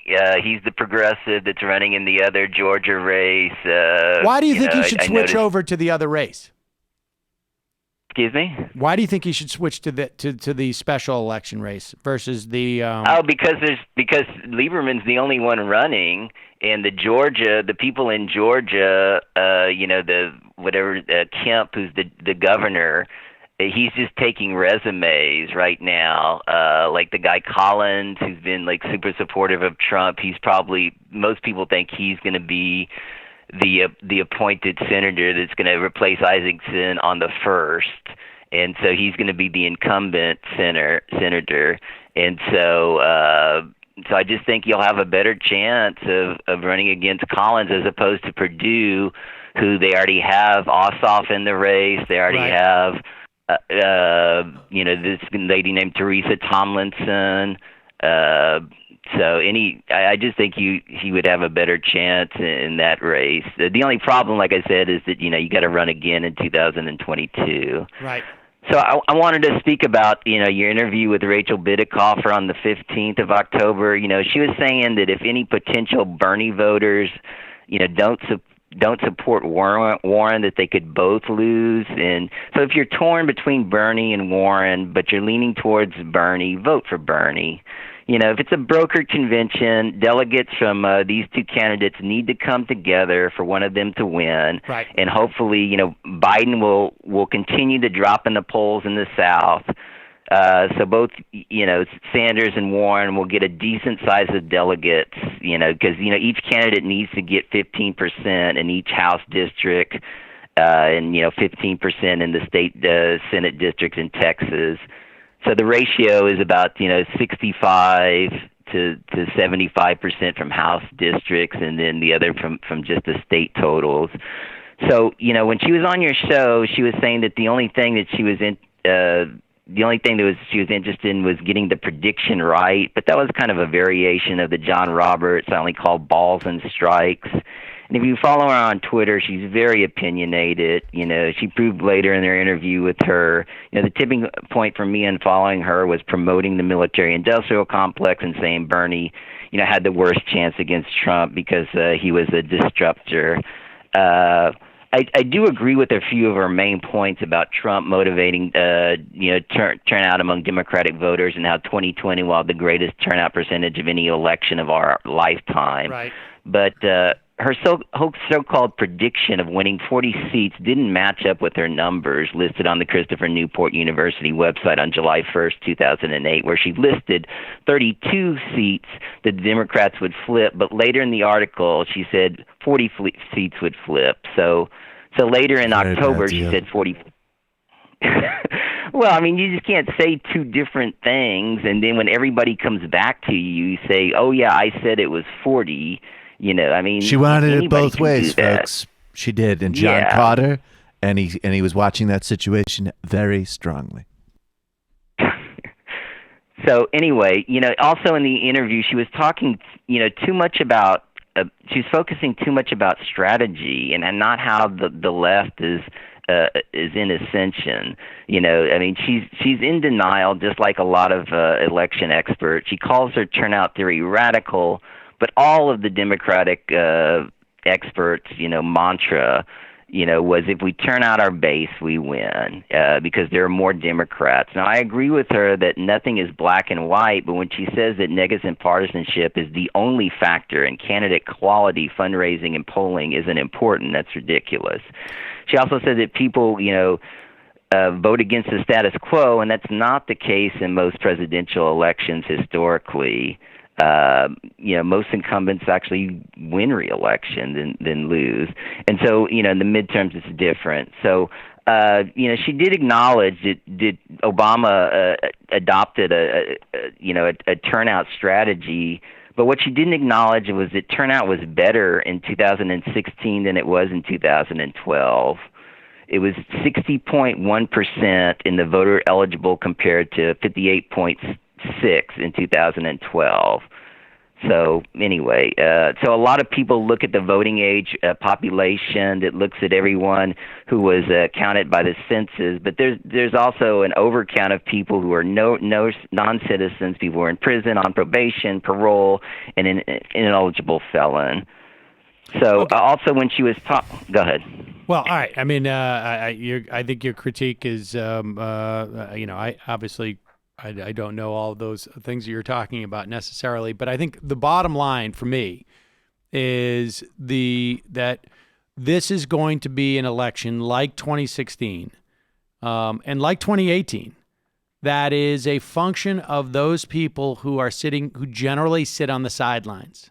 And I think this is going to have, I think that means that Trump is going after those people. I have, there is this data, I can't remember where this came from now, but where is it? I can't find any of these documents, but there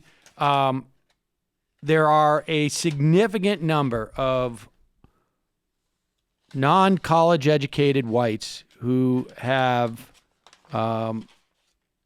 are registered to vote but don't generally vote. And the big question is whether, and I guess I'm going to talk about this tomorrow, but the big question, and there was a piece where Ben Wickler actually was interviewed. He's now the former Air America, but now the chairman of the Democratic Party in Wisconsin. And Wisconsin may very well be the swing state for the presidential election.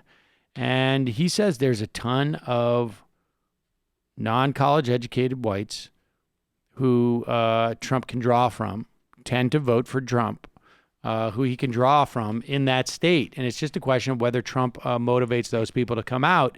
And then the other question is, who can motivate some of those people to vote for Democrats? And there's also a significant number of minority votes that also have been sitting on the sidelines that are registered. I mean, so the point I think about the biggest takeaway I take away from Bitkofer is that the race is going to be about those people, not about some type of group that's in the middle that votes for Democrats one year and votes for Republicans the other year. I think it's going to really be about driving out not necessarily people who are your base. I mean, I'm not sure exactly what that word means. Well, it could become a new base, right? If you're going to redraw the electoral map in a dramatic way. Well, I don't know my point is, I don't know what the word base means. in this respect? Does base mean a certain demographic, that you're a member of a certain demographic, or does base mean that you're someone who comes out and consistently votes for Democrats? And I thought the second. Huh? I thought it was the second. Well, I mean, if it is the second, then those people, it's going to take them a couple of cycles before they could qualify as the base. The point is that they are Democratic leaning, or sympathetic or simpatico or curious, if you want to use that term, but they need to be inspired to come out to the polls. And I think that is the most important takeaway from the stuff that she talks about. I mean, I can't remember what it was that I had to correct her on. I can't remember what the specific thing was. But yeah, I mean, look, you can only take these things so far. You're the only person I really trust totally, John. See, this is why I wish pollsters would read a little more Marx, because whether or not someone has a college degree isn't a very good indication of their political behavior. Like, you can be a small business owner without a college degree, right? Well, like, I feel like there are examples, but your class position in relationship to others, like your relationship. That's all well and good, but I mean, we're talking about broad trends, and the broad trends are a specific way. That's just the reality. I mean, we had someone come on the show, John Sides, I think it was, from who had written Identity Crisis. And he was able to say 50% of college-educated, non-college-educated white people did not know, as late as the election of Barack Obama for the first time, did not know that the Democratic Party was to the left of the Republican Party on race. But if we're talking about trying to predict who's going to respond to like this broad populist class-based appeal, wouldn't it be more helpful to know who's a boss and who's a worker? I mean, I think I think you could say, I'm going to guess that the vast majority of non-college educated whites in Wisconsin are not bosses. I mean, just in terms of the ratio between bosses and workers, I mean, this stuff is not, I don't, it's not a bad thing to read Marx, but I don't think you need to read Marx to make these broad, assessments of categories of people. You can argue that maybe making those categories of people are irrelevant, but John, like I say, you're the only person I trust on this stuff, so I appreciate the call. All right. Thank you, Sam. All right, bye-bye. Can we title that video, YouTube people, called Bidicoffer Gets Destroyed? By John. By John from San Antonio. There you go. Thank you. I've been looking forward to that, actually. So when I was listening to Bidicoffer, I was like, Jesus Christ, I can't wait till John calls in. It's pretty nuts. And I don't know how James O'Keefe got this information. It is the first thing that I think he has added that is actually legit.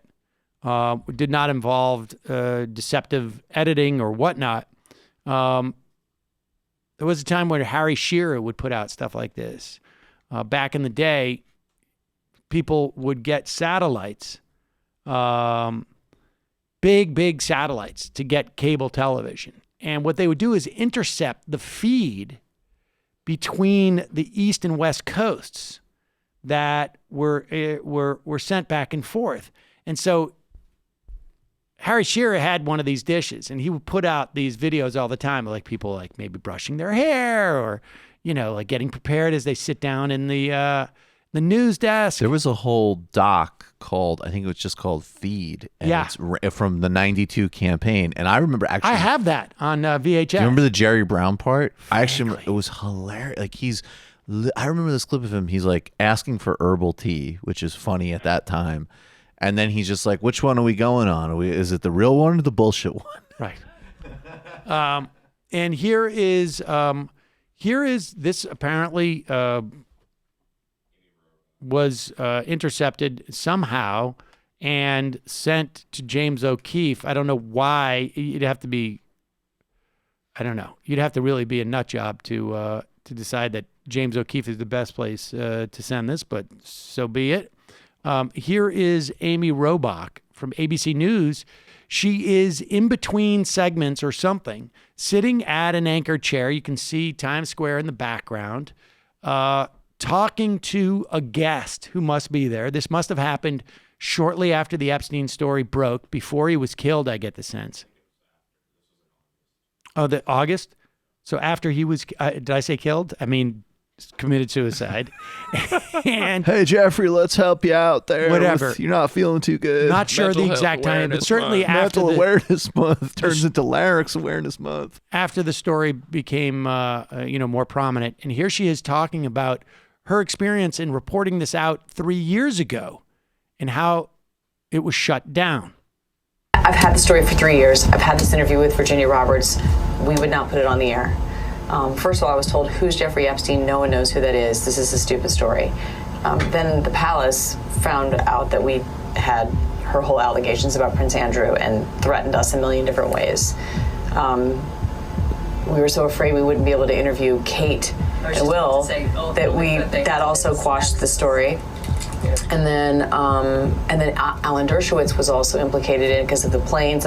She told me everything. She had pictures. She had everything. She was in hiding for 12 years. We convinced her to come out. We convinced her to talk to us. It was unbelievable what we had. Clinton. We had everything.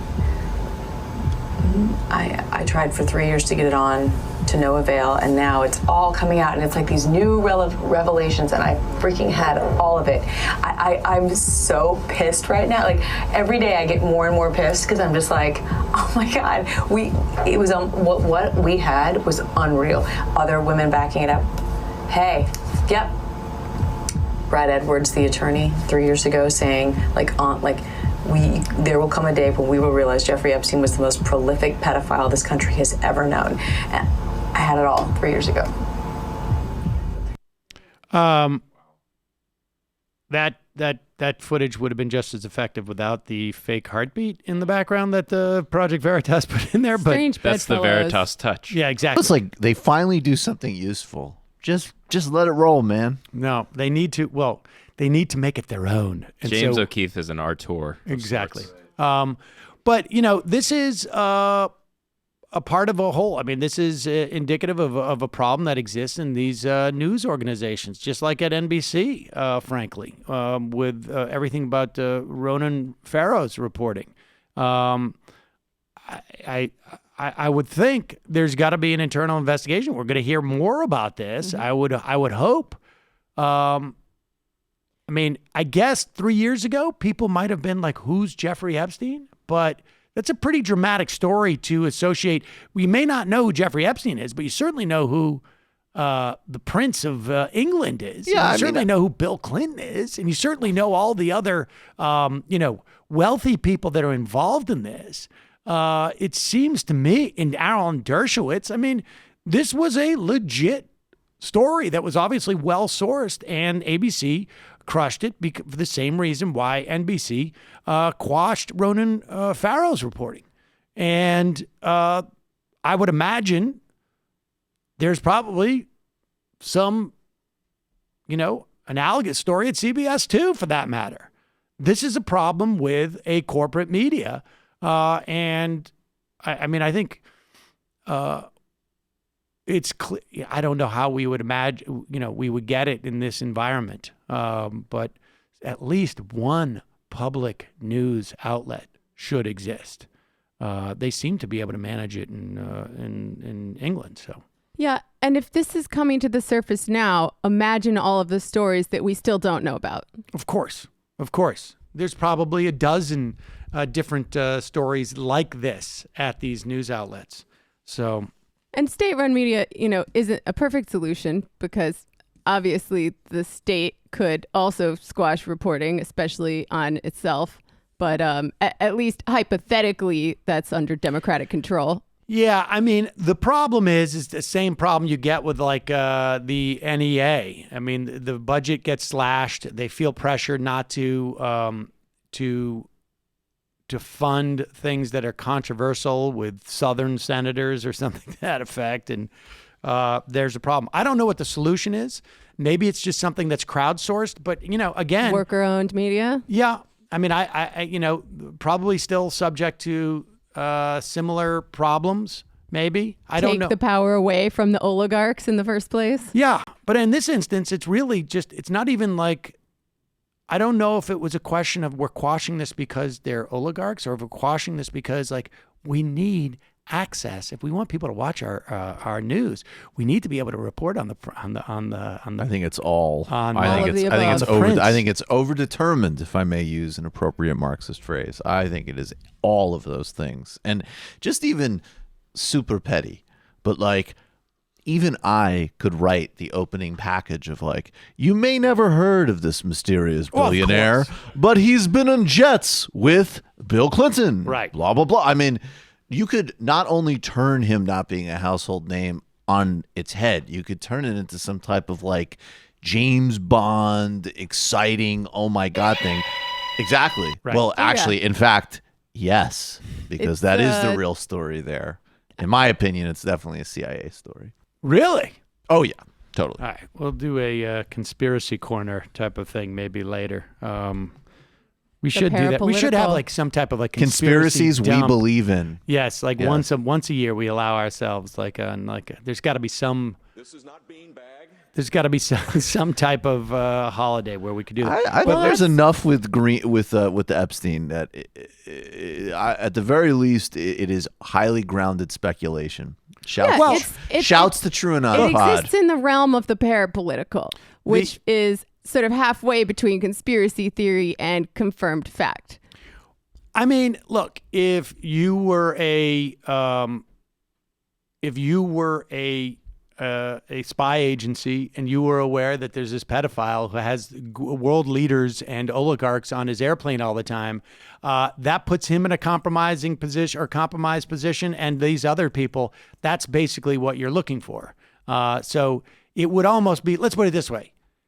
If he wasn't an asset for at least one or two or three intelligence agencies, they should all be fired. That's what I'm saying. Right? Wow, that's cold, but yes, but it's true. Like no, it's totally no. I mean, but that's what I'm saying. You have like, one job to do. If you can't get information from the pedophile who has files on all these important people, I mean, it's just blackmail material. What's the point? I mean, and there's a whole bunch of useful questions. Like it was reported after his arrest, there's this safe that has pictures of X with X. You don't hear about that anymore in the last couple of months. I mean, I would say that you could take it in one very extreme direction, which frankly I'm open to, or you could take it in a other opposite delusional direction, which is just like, yeah, this guy had a lot of friends, and you don't know. Right, like, just because he's a pedophile doesn't mean he's not a good guy to hang out with. Right, and the idea that you wouldn't see this as being like, I mean, it takes its actual own form of delusional thinking, frankly, to just not even think, frankly, that there aren't people who engage in this type of abuse and then have the ability to do it systemically, right? Because they have unbelievable amounts of intelligence, financial, and political power. There is more than a grain of truth to Pizzagate. Well, Pizzagate is no pizza. Look, if I was to go in this direction for real, I would suggest that things like Pizzagate are the disinfo to keep us from this. There's actually real quick. I mean, they just put out this shocking thing, which I have to look into more, but it was like a pedophile story that might have involved the FBI, something in a similar vein. And what you could read potentially from the documents is that part of the whole like satanic abuse scare of the 80s is people being like, let's turn this into a really bizarre. It goes back to what I used to say about Alex Jones all the time, that if he didn't exist, then the oligarchs and the one world government and the CIA would create him. All right, so let's just go quick little survey of races to watch. The House of Delegates and Senate in Virginia, like I said. Mississippi, potential for a Democrat to win the governorship there. Unlikely, but potentially. Democrats are not going to flip the state legislature there. Louisiana, John Bel Edwards is going to try and get reelected. Could be tight. However, regardless, the state legislature is probably going to have Republican supermajorities in both houses. So effectively, they will be running things. In Kentucky, Governor Matt Bevin is up against Attorney General Andy Beshear. Beshear could win, and Republicans got a little bit nervous. This is in Kentucky. Governor Matt Bevin, Democratic Attorney General Andy Beshear has run a solid campaign. Bevin has been sort of like freaking out a little bit. Beshear is going to have to run up the score in the cities of Louisville and Lexington, maybe steal a little bit of that rural support. This is a story of America in many respects. Rural versus urban with a lot of alcohol. That's basically it, Kentucky. And so here is Donald Trump campaigning for Governor Matt Bevin, and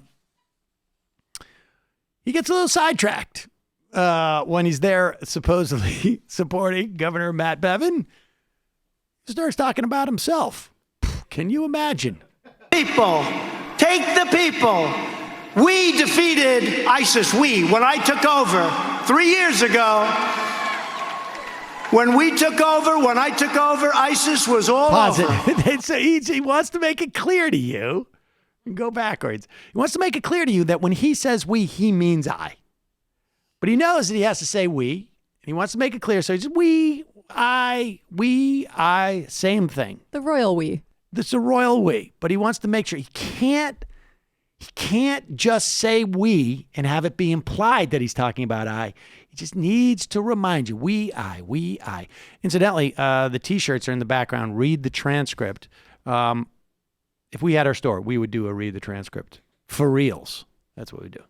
ISIS, when I took over 3 years ago, when I took over, ISIS was all over. I defeated ISIS. You know, I didn't even know to what extent.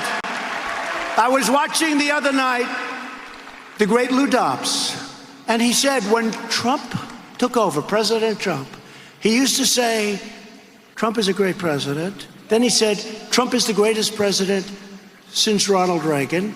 Then he said, no, Trump is an even better president than Ronald Reagan. And now he's got me down as the greatest president in the history of our country, including George Washington and Abraham Lincoln.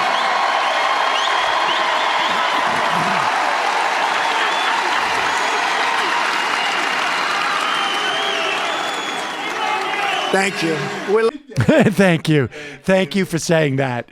Oh, wait, I said it. No, but thank me. I love the part where Thank we they start clapping for Reagan, which is like mandatory Republican cult behavior, and he's still got a little bit of like, wait, what? No, don't worry about that guy. Wait for it. Don't get distracted with Reagan. Overrated. I like also at the end where he goes like, better than George Washington and all of them. Forget it. I can't believe it. I can't believe you said that. This is, incidentally, last week, let's check in with Lou Dobbs, who is like Benjamin Butts. His hair just keeps getting darker and darker. Benjamin Button. Benjamin Button, Benjamin whatever. Butts. Whatever. Sure. And here he is. This is the thing.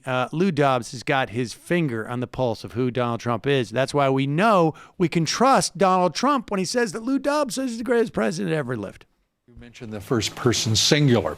This is a president who seldom uses the expression. I can remember State of the Union addresses by Obama in which you heard the first person singular throughout, 100+ times. President Trump is truly the president of we. He uses that first person plural throughout his campaign rallies, throughout his speech, everyday speech, if a president can have everyday speech. Well, you know, he's doing that because he's doing this for the right reasons. He got involved with this not because he needed the job. Frankly, far from it. He knew what would come with it. He knew the viciousness of the other side. As I talk about in the book, the last thing he said to me, book again? Triggered, because we do definitely trigger the libs. Because you're a very sensitive guy. Yeah, I am a sensitive guy, and you know. There you go. That is super creepy. Those guys explaining Donald Trump, and I got to say again, I've said this before. I have seen this before in Hollywood. When you get a guy who's lost a considerable amount of weight, like Donald Trump Jr. seems to have, and has a tremendous amount of energy. I've seen Must that. be from all the exercise. It suggests to me he's on some type of Hollywood fitness program.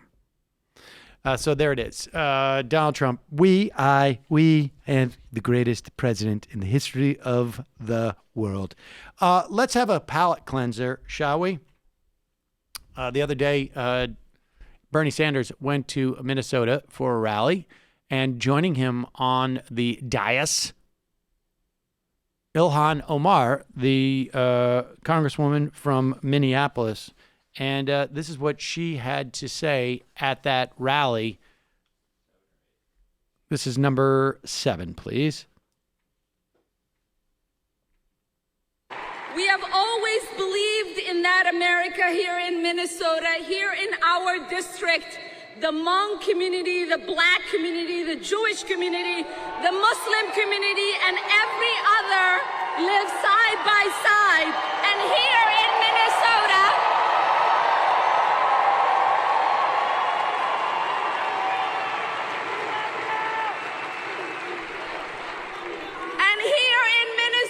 we don't just welcome refugees, but we send them to Congress.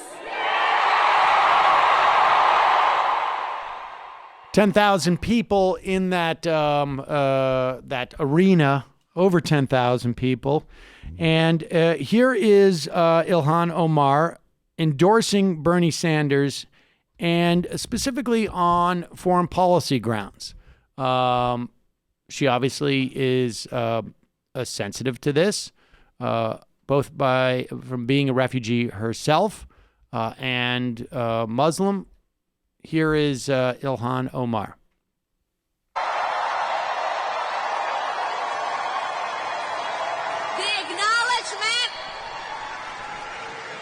The acknowledgement of pain and suffering is personal for both of us. The fight for human rights is undeniable. And when we recognize injustices of the past and present, whether it is genocide against Jewish people, Armenians or Rwandans or Bosnians or Native Americans or more,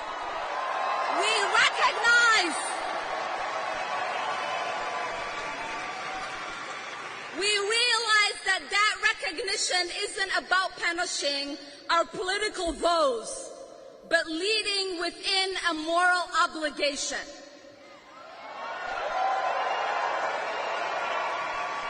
I am beyond honored and excited for a president who will fight against Western imperialism and fight for a just world.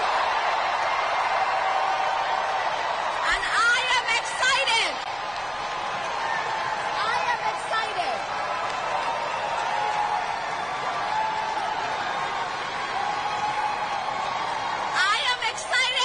President Bernie Sanders.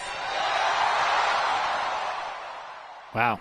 People seem a little bit excited there. Somebody said that foreign policy may in fact play a role in the election in a certain sense. Oh my God. Somebody had suggested that. But I think two quick points on that. Well, actually 3.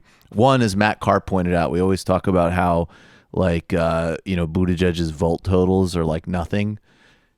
There was more people in that stadium than Pete Buttigieg has ever got to vote for him. The second thing, some of us, including me, had criticized her voting present on the Armenian genocide resolution. And it's interesting what she's doing there, because she's importantly and totally to her credit clarifying that, of course, she condemns it and accepts the history of it. But she also has a critique of the timing of that vote, and that might have to do with some future moves she makes on foreign policy. And the third thing, I really do think that this is like significant, with Bernie coming out and saying things like, I will use foreign aid to advocate for people in Gaza. I will call for freeing Lula. That's the real political courage and distinction making. Also having her back unequivocally out of the gate. It's maybe the single most important distinction between Sanders and Warren, too, just in the sheer number of lives that would be affected by a drawing down of U.S. imperialism versus a continuation of it. And I don't know how much the average American voter actually cares about this issue. They should care about it. But if you're wavering still, like, I don't know how many times we need to say it. The people in the rest of the world don't get to vote in our election, and you need to be thinking about them.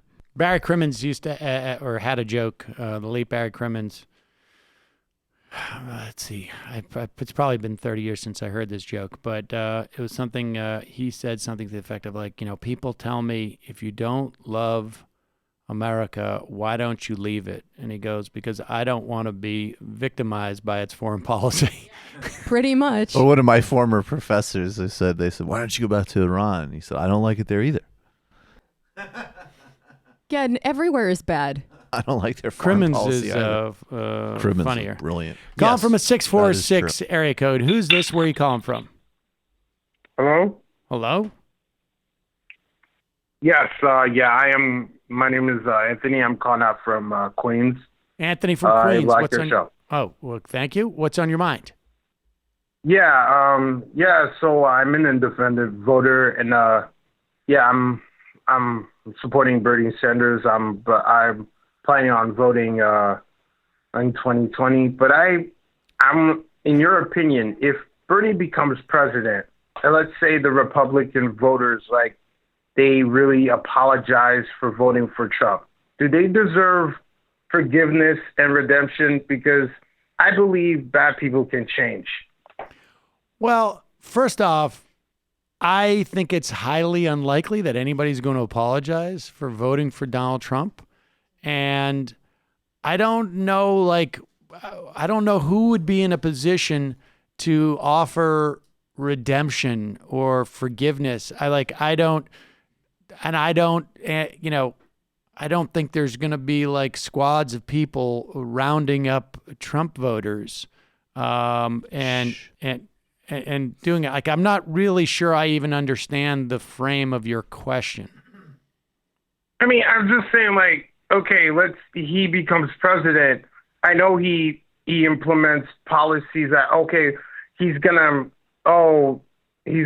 implement policies that help all Americans. Right. But I know there are some some of the voters, and the minorities, they're kind of in the same boat financially. Okay, they're not hurting, but I know that the Republican voters vote against their interests.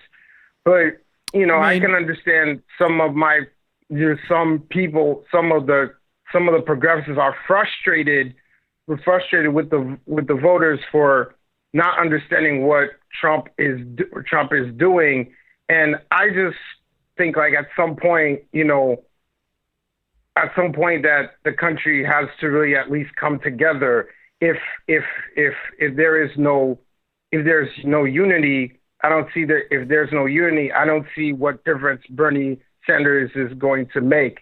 Maybe in terms of policy, but in terms of the country coming together, not and we still, Democrats and Republicans still hate each other, Well, it's interesting that you say that. I mean, look, Democrats, a lot of Democrats, if they vote for Bernie Sanders, are also going to be voting against their best economic interests, right? I mean, I don't think that people vote on such narrowly tailored grounds. And it's interesting that you say that, and I appreciate the call in terms of this coming together thing. I mean, because yes, his policies are going to be implemented across the board, and I suspect that Bernie Sanders certainly, is going to, if he was elected, I would imagine really any president, if they were elected, I don't know if Donald Trump would do this, but would say I'm the president of all people and we're going to do our best. I mean, certainly when you look at policies like the Green New Deal and a whole host of policies that Bernie has, and frankly, some also that Warren have, they're going to help a lot of people living in rural communities, going to help small farmers, going to help, non-college educated white people, certainly. But what's interesting about your call, I just saw a tweet from Dave Weigel about why Buttigieg is seemingly doing so well in Iowa and what the basis of that is. And Weigel says that there is a real, I don't know what the size of it is, but I think it's significant, and I think you represent it to a certain extent. A real yearning by voters in Iowa, and I suspect this is true across the country, to stop fighting, to not having to fight so much, to having unity, to bringing the country together. I spent a lot of time talking to a guy out in Vegas who was very smart politically, and politics probably very similar to mine, who was convinced that there's this yearning across the country for unity and for lack of fighting. Here's a Weigel. No, that's not it. It's a different one. And I do think that exists out there. And I think people want there to be unity, but they usually want it to be, and I'm not saying within the Democratic Party or within the country, they usually want unity and a lack of fighting as long as they get their desired policy outcomes. And it is exhausting and sad, but the reality is this country is very, very polarized. And I do not believe that you can end polarization by simply being nice. It has been in the interest of the Republican Party for 30 years electorally, more, to heighten this polarization. The Democratic Party, at least certain elements in it, have also gained from that polarization insofar as they were able to push policies that were corporate policies that could be dressed up as being sort of more tame. But the fact of the matter is, the Republican Party, there is absolutely zero reason to believe that the Republican Party is going to stop their polarization. And so once you make that assessment, the only answer is to fight back. You simply cannot show up at a gunfight with a knife. It's just never going to work. You need to show up at that gunfight with a gun and prevent that person who has the other gun from firing it. And how you do that, I'm not exactly sure, but it's by fighting at that point. And here's Weigel. Fighting has been Warren's brand ever since she entered politics. Her two memoirs, and I would say this is true of Sanders too, have combined the title, the word fight in the title 3 times. But go to town halls in Iowa and you hear Democrats just exhausted, tired of division, which Buttigieg has noticed.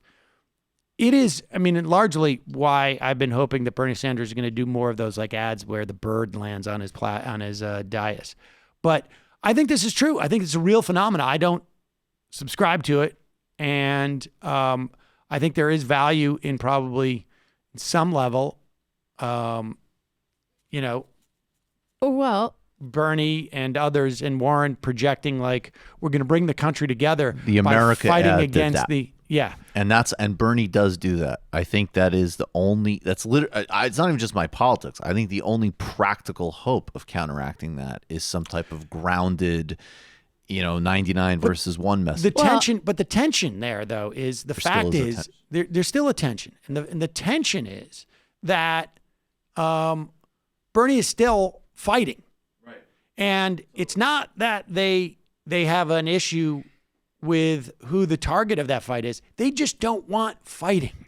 No, I think I agree. I think that, and I definitely think, but I don't know how you avoid that. And I do think that is where, there's definitely significant class representation in who, how people interpret those arguments. And certainly anecdotally, the language of fighting, or even just like the idea that like, hey, I understand that corporate America is totally ripping me off, is I've never met anybody from a low income bracket, regardless of anything else in their background, who doesn't just say like, yeah, of course, that's true, and politics needs to respond to that.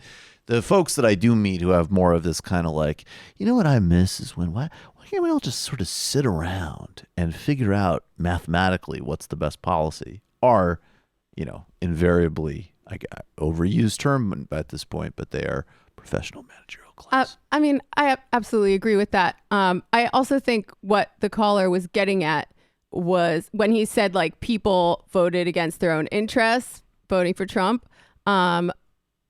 It's sort of a widespread idea that the white working class is all for Trump, and that's not necessarily true. If you look at the numbers, most of the people who voted for Trump are the same people who vote for Republicans all the time, who are richer on average than the people who vote for Democrats. But there are some, right? There are some, mostly white, but not all, working class people who did vote against their own interests and who voted for Trump. And he wants to know, right, like if Bernie Sanders is going to do all these great universal programs that help the working class, does this small slice of people deserve to be included? And the answer is yes. Whether or not you care about them, whether or not you think they're good people or redeemable or whatever, that's not what this is about. It benefits everybody, including the most marginalized in society, to have universal programs, because when those, if we had like means testing and these programs were under attack, those are the first people who are going to suffer in that. But like, yeah, being a democratic socialist or a social democrat is about saying like, yeah, there are certain things that everybody has a right to, whether or not you did a bad vote in the past. And hopefully, by making this broad class-based appeal, we are going to get programs that help the most marginalized people the most. And, these other folks who maybe have white privilege or voted for Trump or whatever, they could come along too. And we don't want any of their nonsense. Just for clarification, now there is not a direct one-to-one correlation between non-college educated whites and the white working class, but I would imagine it's pretty close. Fair enough. And according to Gallup, the Republican advantage among this group was 25 points in 2019. I don't have the ones that voted. The ones that voted. I'd venture to guess there's a much larger group that doesn't vote. There is probably there's a significantly large group that doesn't vote. 59% in 2019 lean Republican or are Republican. 34% are Democrats or lean Democratic. This is the party affiliation of U.S. whites. I'm trying to figure out if this was actually voters or just people in general. I have a feeling it could be just people in general. So we could, let me put it this way. There's no reason to assume that the ones, the people of that cohort who are not voting would vote dramatically different than these people did. Now you could say that maybe, why? Because there's no reason that exists. What would be the reason? To assume that. If you look at what's been going on in red states, and they talk about this a lot on the Trillbilly Workers Party, which is a leftist podcast out of Kentucky. These states are dominated by Republicans. A relatively tiny proportion of the population is voting for them. Most working class people in these states don't vote at all. They don't think it's going to do shit. But they also have a long history of radical labor activism and labor battles. And this is where the teacher strikes got started in West Virginia. So if you're trying to get people interested in electoral politics again, I think the kind of it's not about moving to the center, like we were just talking about. I know, but radical just answer the specific question appeal that you were talking about. What is the reason why you would assume, with a 25-point gap, that members of this cohort who are not voting, and I don't know that this is even voters, this could be all people, Because the reasons people have for not voting are oftentimes do you have feel a data disenfranchised point? I understand. But what and makes you think left that behind and financially immiserated? But what makes you think that they would be any more inclined to vote for Democrats than Republicans if they felt franchised? I mean, it's a good question. I'm going to have to think about that because I feel like I'm right, but I don't have the data in front Can I of make me. two real quick related points? I know we got to keep it moving, but I just want to make a real quick point. I just want to say too, as far as like this kind of broader emotional question that the guy was asking, like, I mean, not only do people deserve social benefits, even if they're assholes, I think it's not the way I'd like to go, but I noticed that there's some guy who's all around social media who actually, Sarah Silverman, he tweeted something mean at her and she kind of said, went into his DMs and they ended up having a nice conversation. And this guy now is a Warren supporter after being a Trump and, person. Right. And so my attitude is great. Like, not only can people be welcomed, I want as many people to flip as possible. And related to that, I think the number that I've seen recently is that there's several million people, I think it's 9 million people, who either voted for Sanders or Obama at least once, somewhere in that configuration, who voted for Trump, right? So in other words, they either voted for Sanders in the primary and then Trump in the general, or they voted for Obama before. And I know that there's a whole bunch of argumentation about this group of voters, but I have no doubt that some of them, that would be the only portion of them, would be the ones who were suckered by some kind of economic populism scam.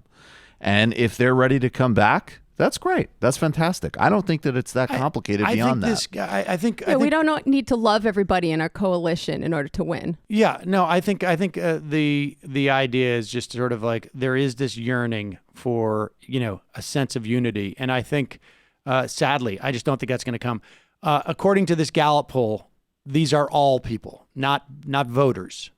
This was the polling. So, do you think the other tricky part of this argument, right, does have to do with something that just can't be measured, which is like, if the Democratic Party for the last 4 decades went against all tendencies of economics and politics of the modern era and still delivered for people, would that result in a different political climate? Yeah, right. It would, I think, for sure. Well, it would, but the question we can't is measure how that. much. When neither party is hard. helping you, when neither party is helping your material circumstances or your bottom line, that's when the culture war garbage comes to the forefront and people vote for people based on who they culturally identify with or who they think is not talking down to them or who's going to fight on these social issues. Yeah, that's possible. I mean, I think that's possible. And I'm having the Trillbillies on my show this weekend, so I want to talk more with them about it because I feel like people living in places like Appalachia have more personal experience and more on-the-ground insights that can't always be measured in a poll.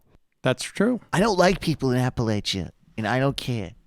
Do you see? I think it's, I like to think that if the Democratic Party was different, but in that respect, I think it's hard to imagine it wouldn't have any implications on whether, of course it would. The question is like, how many are movable by that? Well, like even if it's 3 or 4 or 5% We'll in see now. geographically vital locations, that's all you need. Like if we have a real candidate. Whatever is happening in that 9 million voters is crucial. And we know that the best and only way, in a way, by the way, that also has huge implications for the vast majority of the population. But can we just also make a distinction approach. between campaigning and governing? I think that long term, if you govern in that way and are actually able to deliver these material benefits, it's very hard to imagine that it wouldn't in some way change the behavior of the electorate. But Bernie Sanders can show up in Wisconsin and say, we're going to give you these material benefits.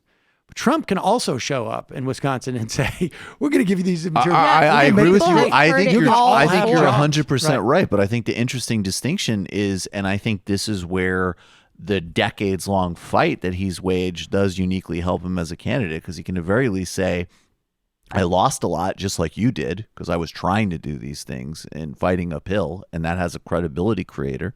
And also, I think the advantage versus 2016 versus 2020 is on that end of the argument, Trump is now another politician. In 2016, he really was this crazy outside guy. Who knows? But 3 years in, he's another guy who went to a bunch of places and told people about their living standards and didn't deliver. That's pretty typical. I mean, certainly Trump thinks that what motivates these voters is putting kids in cages. And I think, again, can we at least agree? He may be wrong. I hope he's wrong. But can we agree that if there has been one central premise of his administration, the one that they tout, they go to at all times, it has been to stoke racial animosity. That's the Republican anti-immigrant, base. That's the base. That's well, the and I question agree is, with and you the base 100%. Not largely made up of working class and struggling people. It's like small business owners. And hopefully, and in well, addition wait to a second, that, but how many small business real quick, owners do you think they're like? What are you defining as a base? Well, can I also? I've just shown you the data. Maybe in 2018, though. Ben Wickler has said in Wisconsin, there's a whole reservoir of these people. Well, we're going to get into this tomorrow. I just think in 2018 it might be a positive signal that some people didn't even show up to vote for a Republican. The likely electorate in Wisconsin, 57% white voters without a college education. And now, according to Wickler, research about Obama's victory has found that he did a lot better with the working class white voters than exit polls suggested. I don't know what that really means, though. But the question is the reverse Bradley effect. Right. I don't want to admit publicly that I voted for an African American, but I did because I thought it would support my interests more. I mean, if 57% of the electorate in Wisconsin total is white voters without a college education, it's hard for me to imagine that whatever the Republican base is. I mean, I don't know how you're defining base, but there's just only so many small business owners that exist. No, I mean, I don't have the numbers in front of me. I'm going to have to get back to you on that. I have seen them in the past. What do you mean by base, though? Like the largest number of people or the most consistent voters or what? That's a good question. I don't think it's just numbers. I think it's engagement. I guess I feel like these arguments like get to a point where there is a certain like quote unquote liberal posture that says like, F these people, we're not going to appeal to national elections through appealing economic policies. And obviously I reject that fully.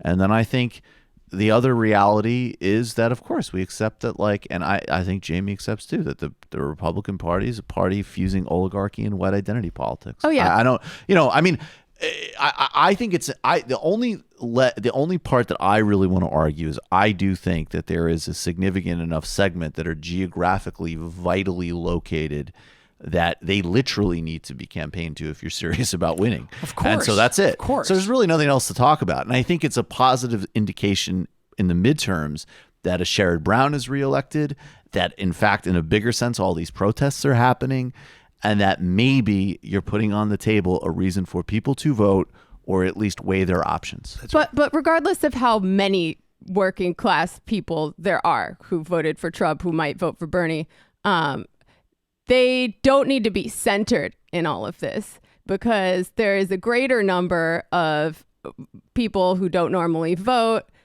people who lean progressive, whatever, marginalized people whose interests also matter. And if the Democratic Party had been better at taking care of these people all along, you wouldn't have seen the crater in, for example, black turnout that we saw in 2016.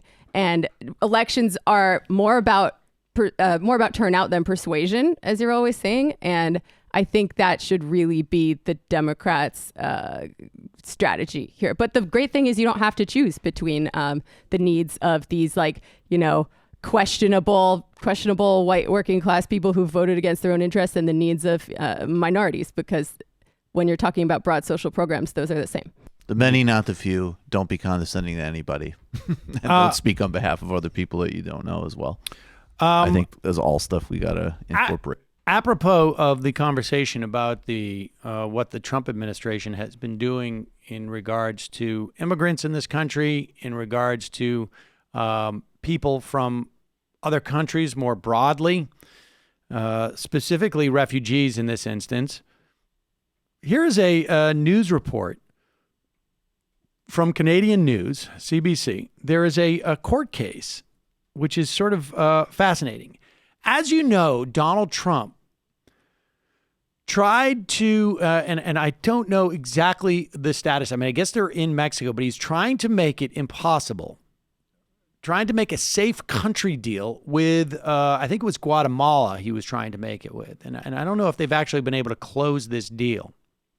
But the idea is that if you're coming from a country where there's some type of natural disaster, or it's very violent, or you are subject to political oppression, if you cross through a country which is a safe third country, as opposed to the country you start with and the country where you want to end up in, so let's say Honduras in America, a third country that is safe, and the second country, America, has the United States rather has a deal with the third country, let's say Guatemala, then you're not eligible to seek asylum in that second country, the United States. Well, the United States has a similar deal with Canada. Canada will not allow you to enter from America into Canada and claim refugee status because you are already in a safe country, ostensibly.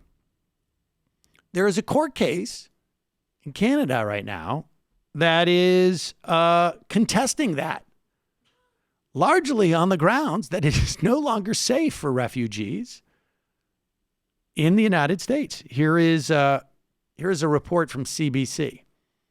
Safe third country agreement is being challenged in federal court this hour, and that agreement has to do with Canada's border pact with the United States that prohibits people from claiming asylum here if they cross the border at official entry points.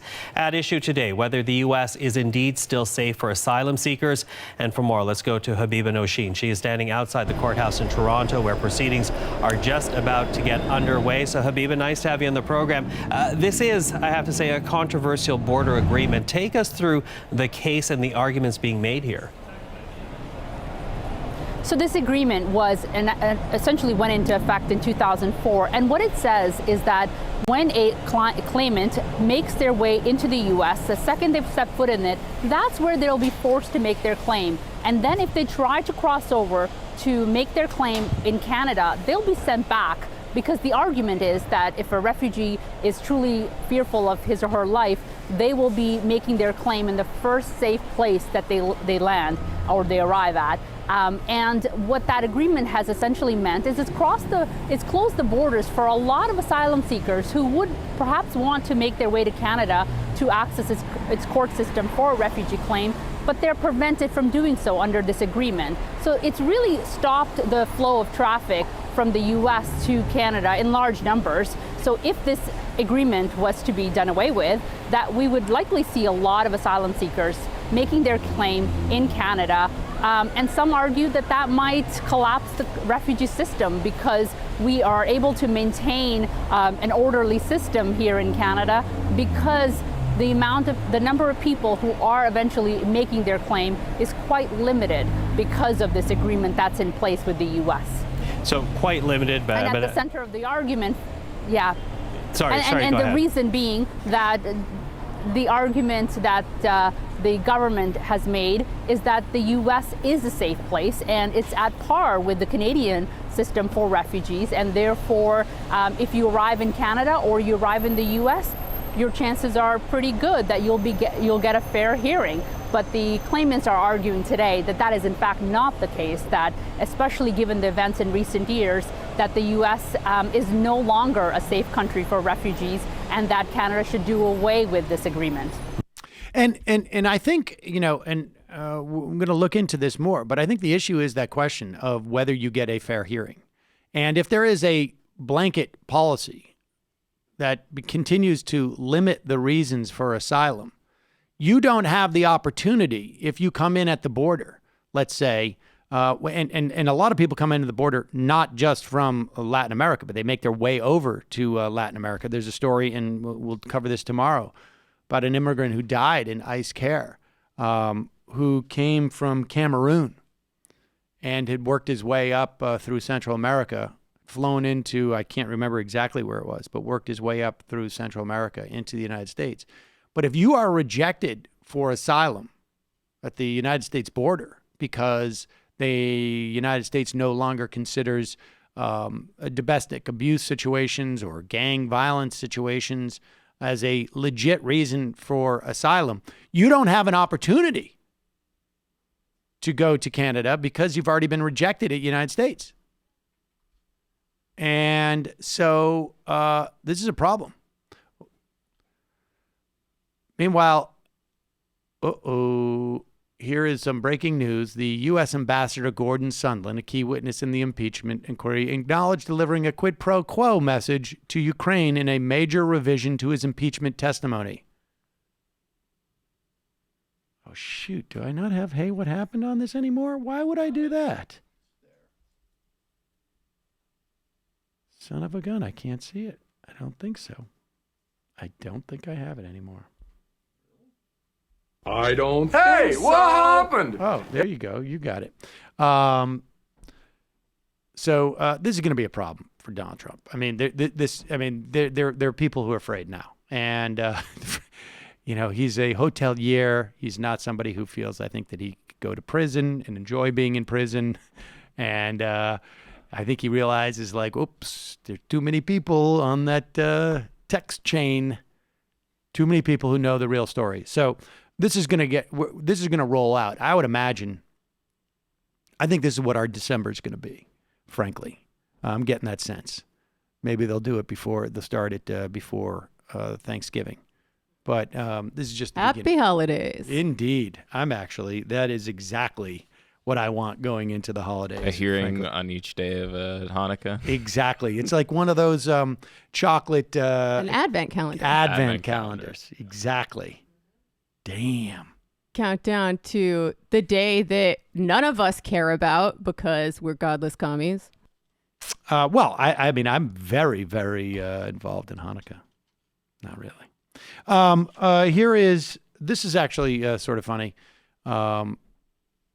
Guy was on Fox News with Jesse Waters, and he's a dog handler. They, of course, wanted to go into the dog, going deep into the dog thing because of al-Baghdadi, and Fox was desperately trying to see if they could get a Trump bump out of a dog attacking al-Baghdadi, the ISIS leader.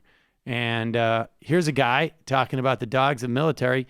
And he just wants to throw in like a PSA at the end about the dogs and something else. And he can't wait. So thank you and thank Nero for your service. I appreciate it. Absolutely. If I could I throw a PSA out real quick? Real quick. Just the remarkable nature of these dogs and them being highlighted in the news creates a huge demand by people that frankly shouldn't have them. If you see the coverage and you decide I want one of these dogs, either buy a finished trained, fully trained and finished dog from a professional, or just don't get one at all. And Epstein didn't kill himself. Okay. Thank you for that commentary. All right, Mike, maybe more. There you go. That was awesome. That was almost worth having to look at Jesse Waters' face for a second. I know. Hero. I know it. That guy, hard to believe.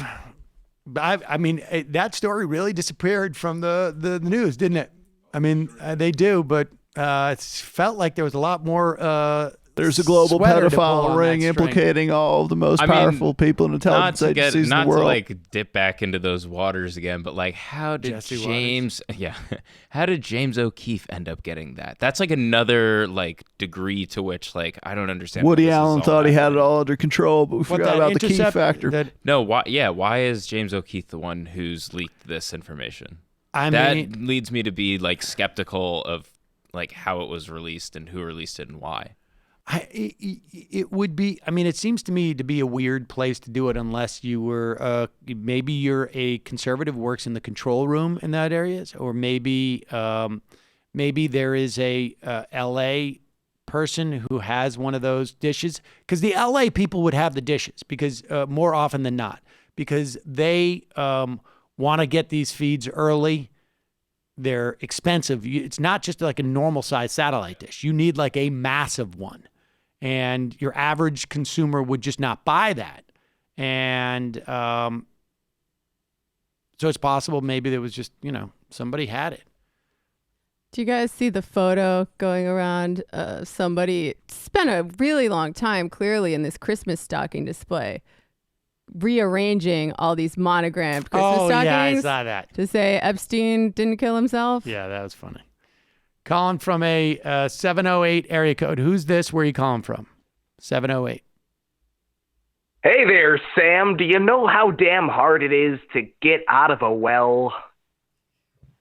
Do I know how hard it is to get out of a well? Difficult? That's right. Yeah. This is Spencer from Flint calling, Sam, and I'd like to say that the only person that advocated for any help of well removal was Jamie. Well removal? Go The on. well removal? Myself. Is there a punchline? I was stuck in a well, Sam. I'm sorry to hear that, I but don't I'm understand. glad you're out. I appreciate the call. I think he once called in with like some sort of reverb or echo on his phone and said he was stuck in a well. Do you remember that? No. Calling from a 619 This is where area you code. say, "Oh yeah." But it was a good call. Calling from a 619 area code. Who's this? Where you calling from? B plus. Hello, can you hear me? Yes, I can. Who's this? Where you calling from? Hey, this is Will calling from California. Will from California. What's on your mind? First of all, I want to give a shout out to Marianne Williamson. She doesn't get enough play on any radio or any station or anything, so she's definitely number 2 in my book. She is Hell a TV yeah, bro. celebrity, but I get where you're coming from. Marianne's definitely my number 2 as well. Thank you. And then I just want to make a prediction about Stacey Abrams. I think the DNC or whoever's going to push her on, whoever the candidate is. What? They won't push her on Warren because 2 women can't be on the ballot, but they'll try to push her because there's 2 Senate seats in Georgia, and she needs to bring out the vote to get people out for the Georgia Senate. You need to do some visualization So you think exercises that for your the, immune the, system. the presidential Marianne Williamson candidate is fan. going to get pressure from the DNC to put Stacey Abrams on the ticket? What was that? I was repeating back what you said. Oh, yeah. Well, anyways, I think she'll be one of the main, probably the top ones, just because there's 2 Senate seats in play. I think they're sitting on Gillum and Abrams just to push them on people. Well, I think that's true. I mean, I don't know how much leverage, and I appreciate the call. I don't know how much leverage the DNC is going to have once there's a nominee, because ultimately the nominee is going to then basically take control of the DNC if they become the president. I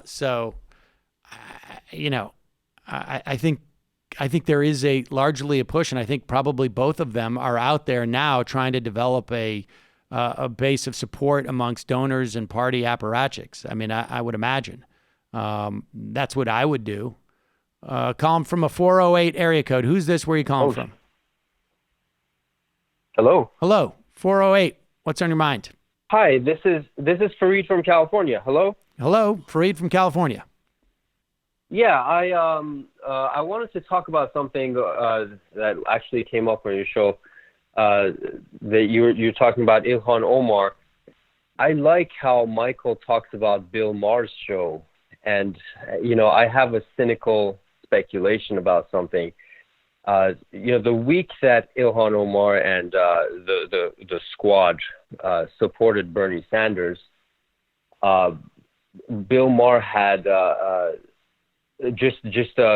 he had Neil deGrasse Tyson on, and they talked about not climate change that he's a champion of. They talked about atheism.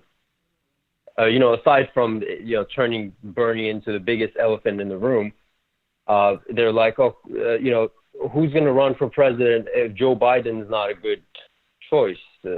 Elizabeth Warren seems weak, and so who else? And then no one said anything, and it seems like they're sort of cooking up Pete Buttigieg, and I think that this guy is getting Pete Buttigieg is getting a lot of fake boost from I think that's alignment between Time Warner and Facebook. Well, I mean, that's not inconceivable. I mean, he's got Facebook people, he's got Facebook people advising him who to have on his campaign staff.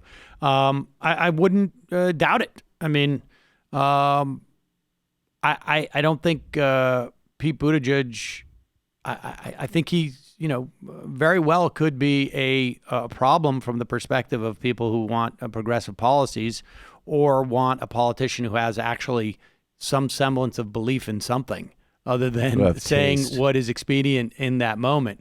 I mean, on some level, like, as much as I don't like Biden and I worry about Biden as a candidate, I mean, I have problems with him as a candidate in terms of his policy sets, but I also worry about him as a competent candidate going into a general election.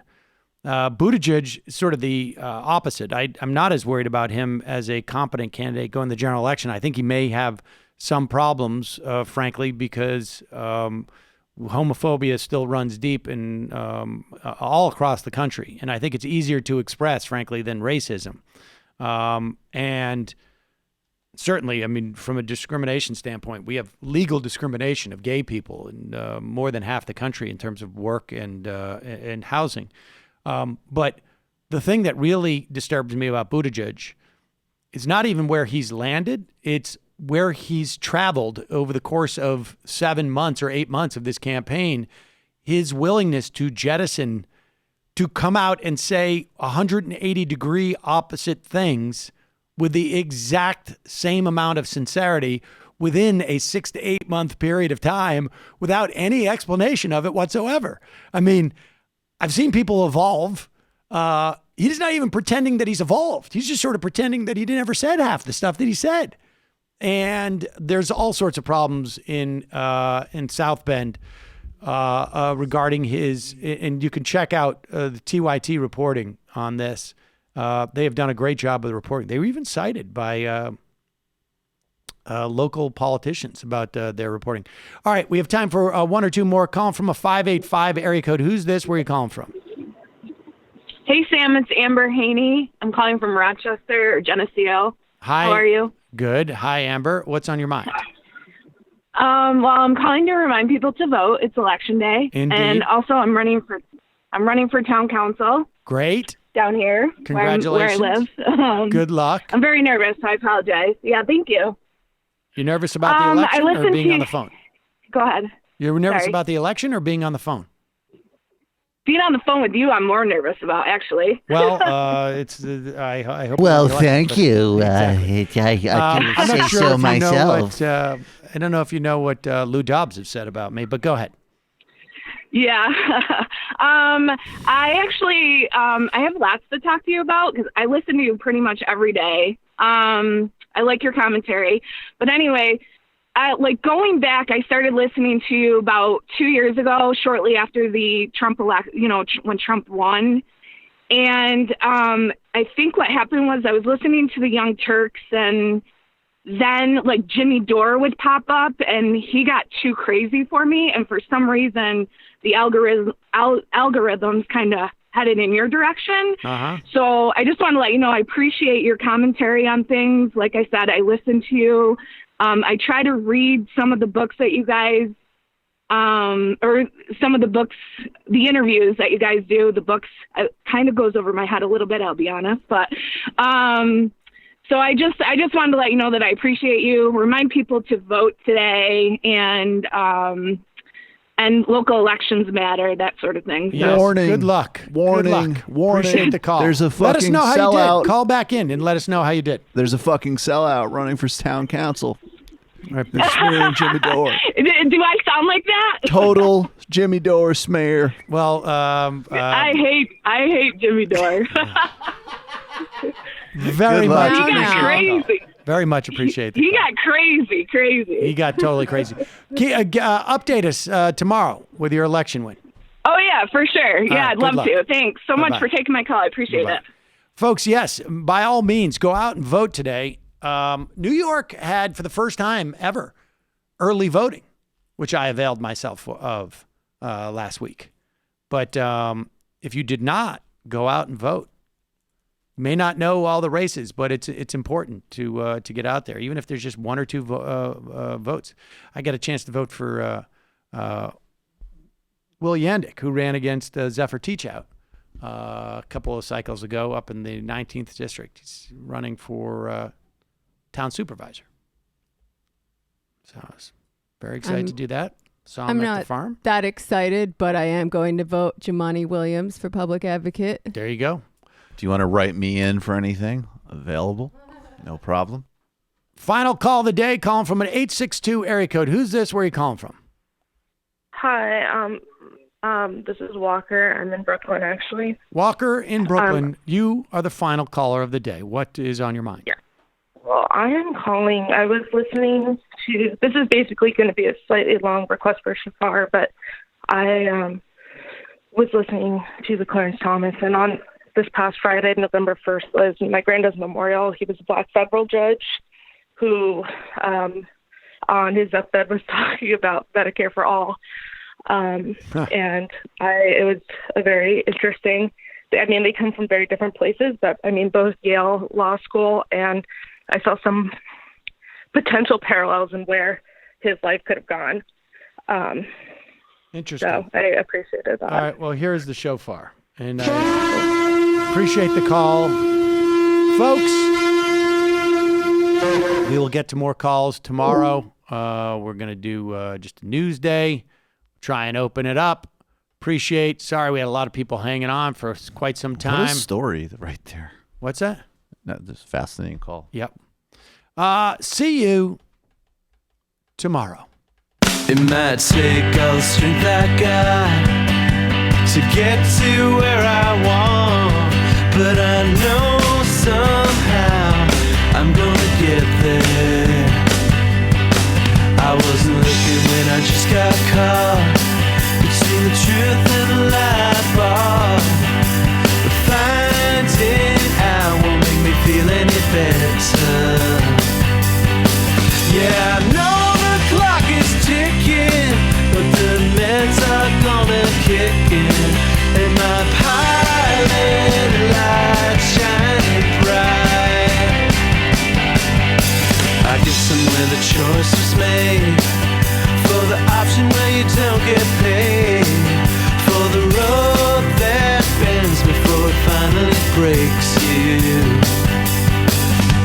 I guess somehow I lost my drive between the 101 and the 5. Do you know how far the detour takes you? Yeah.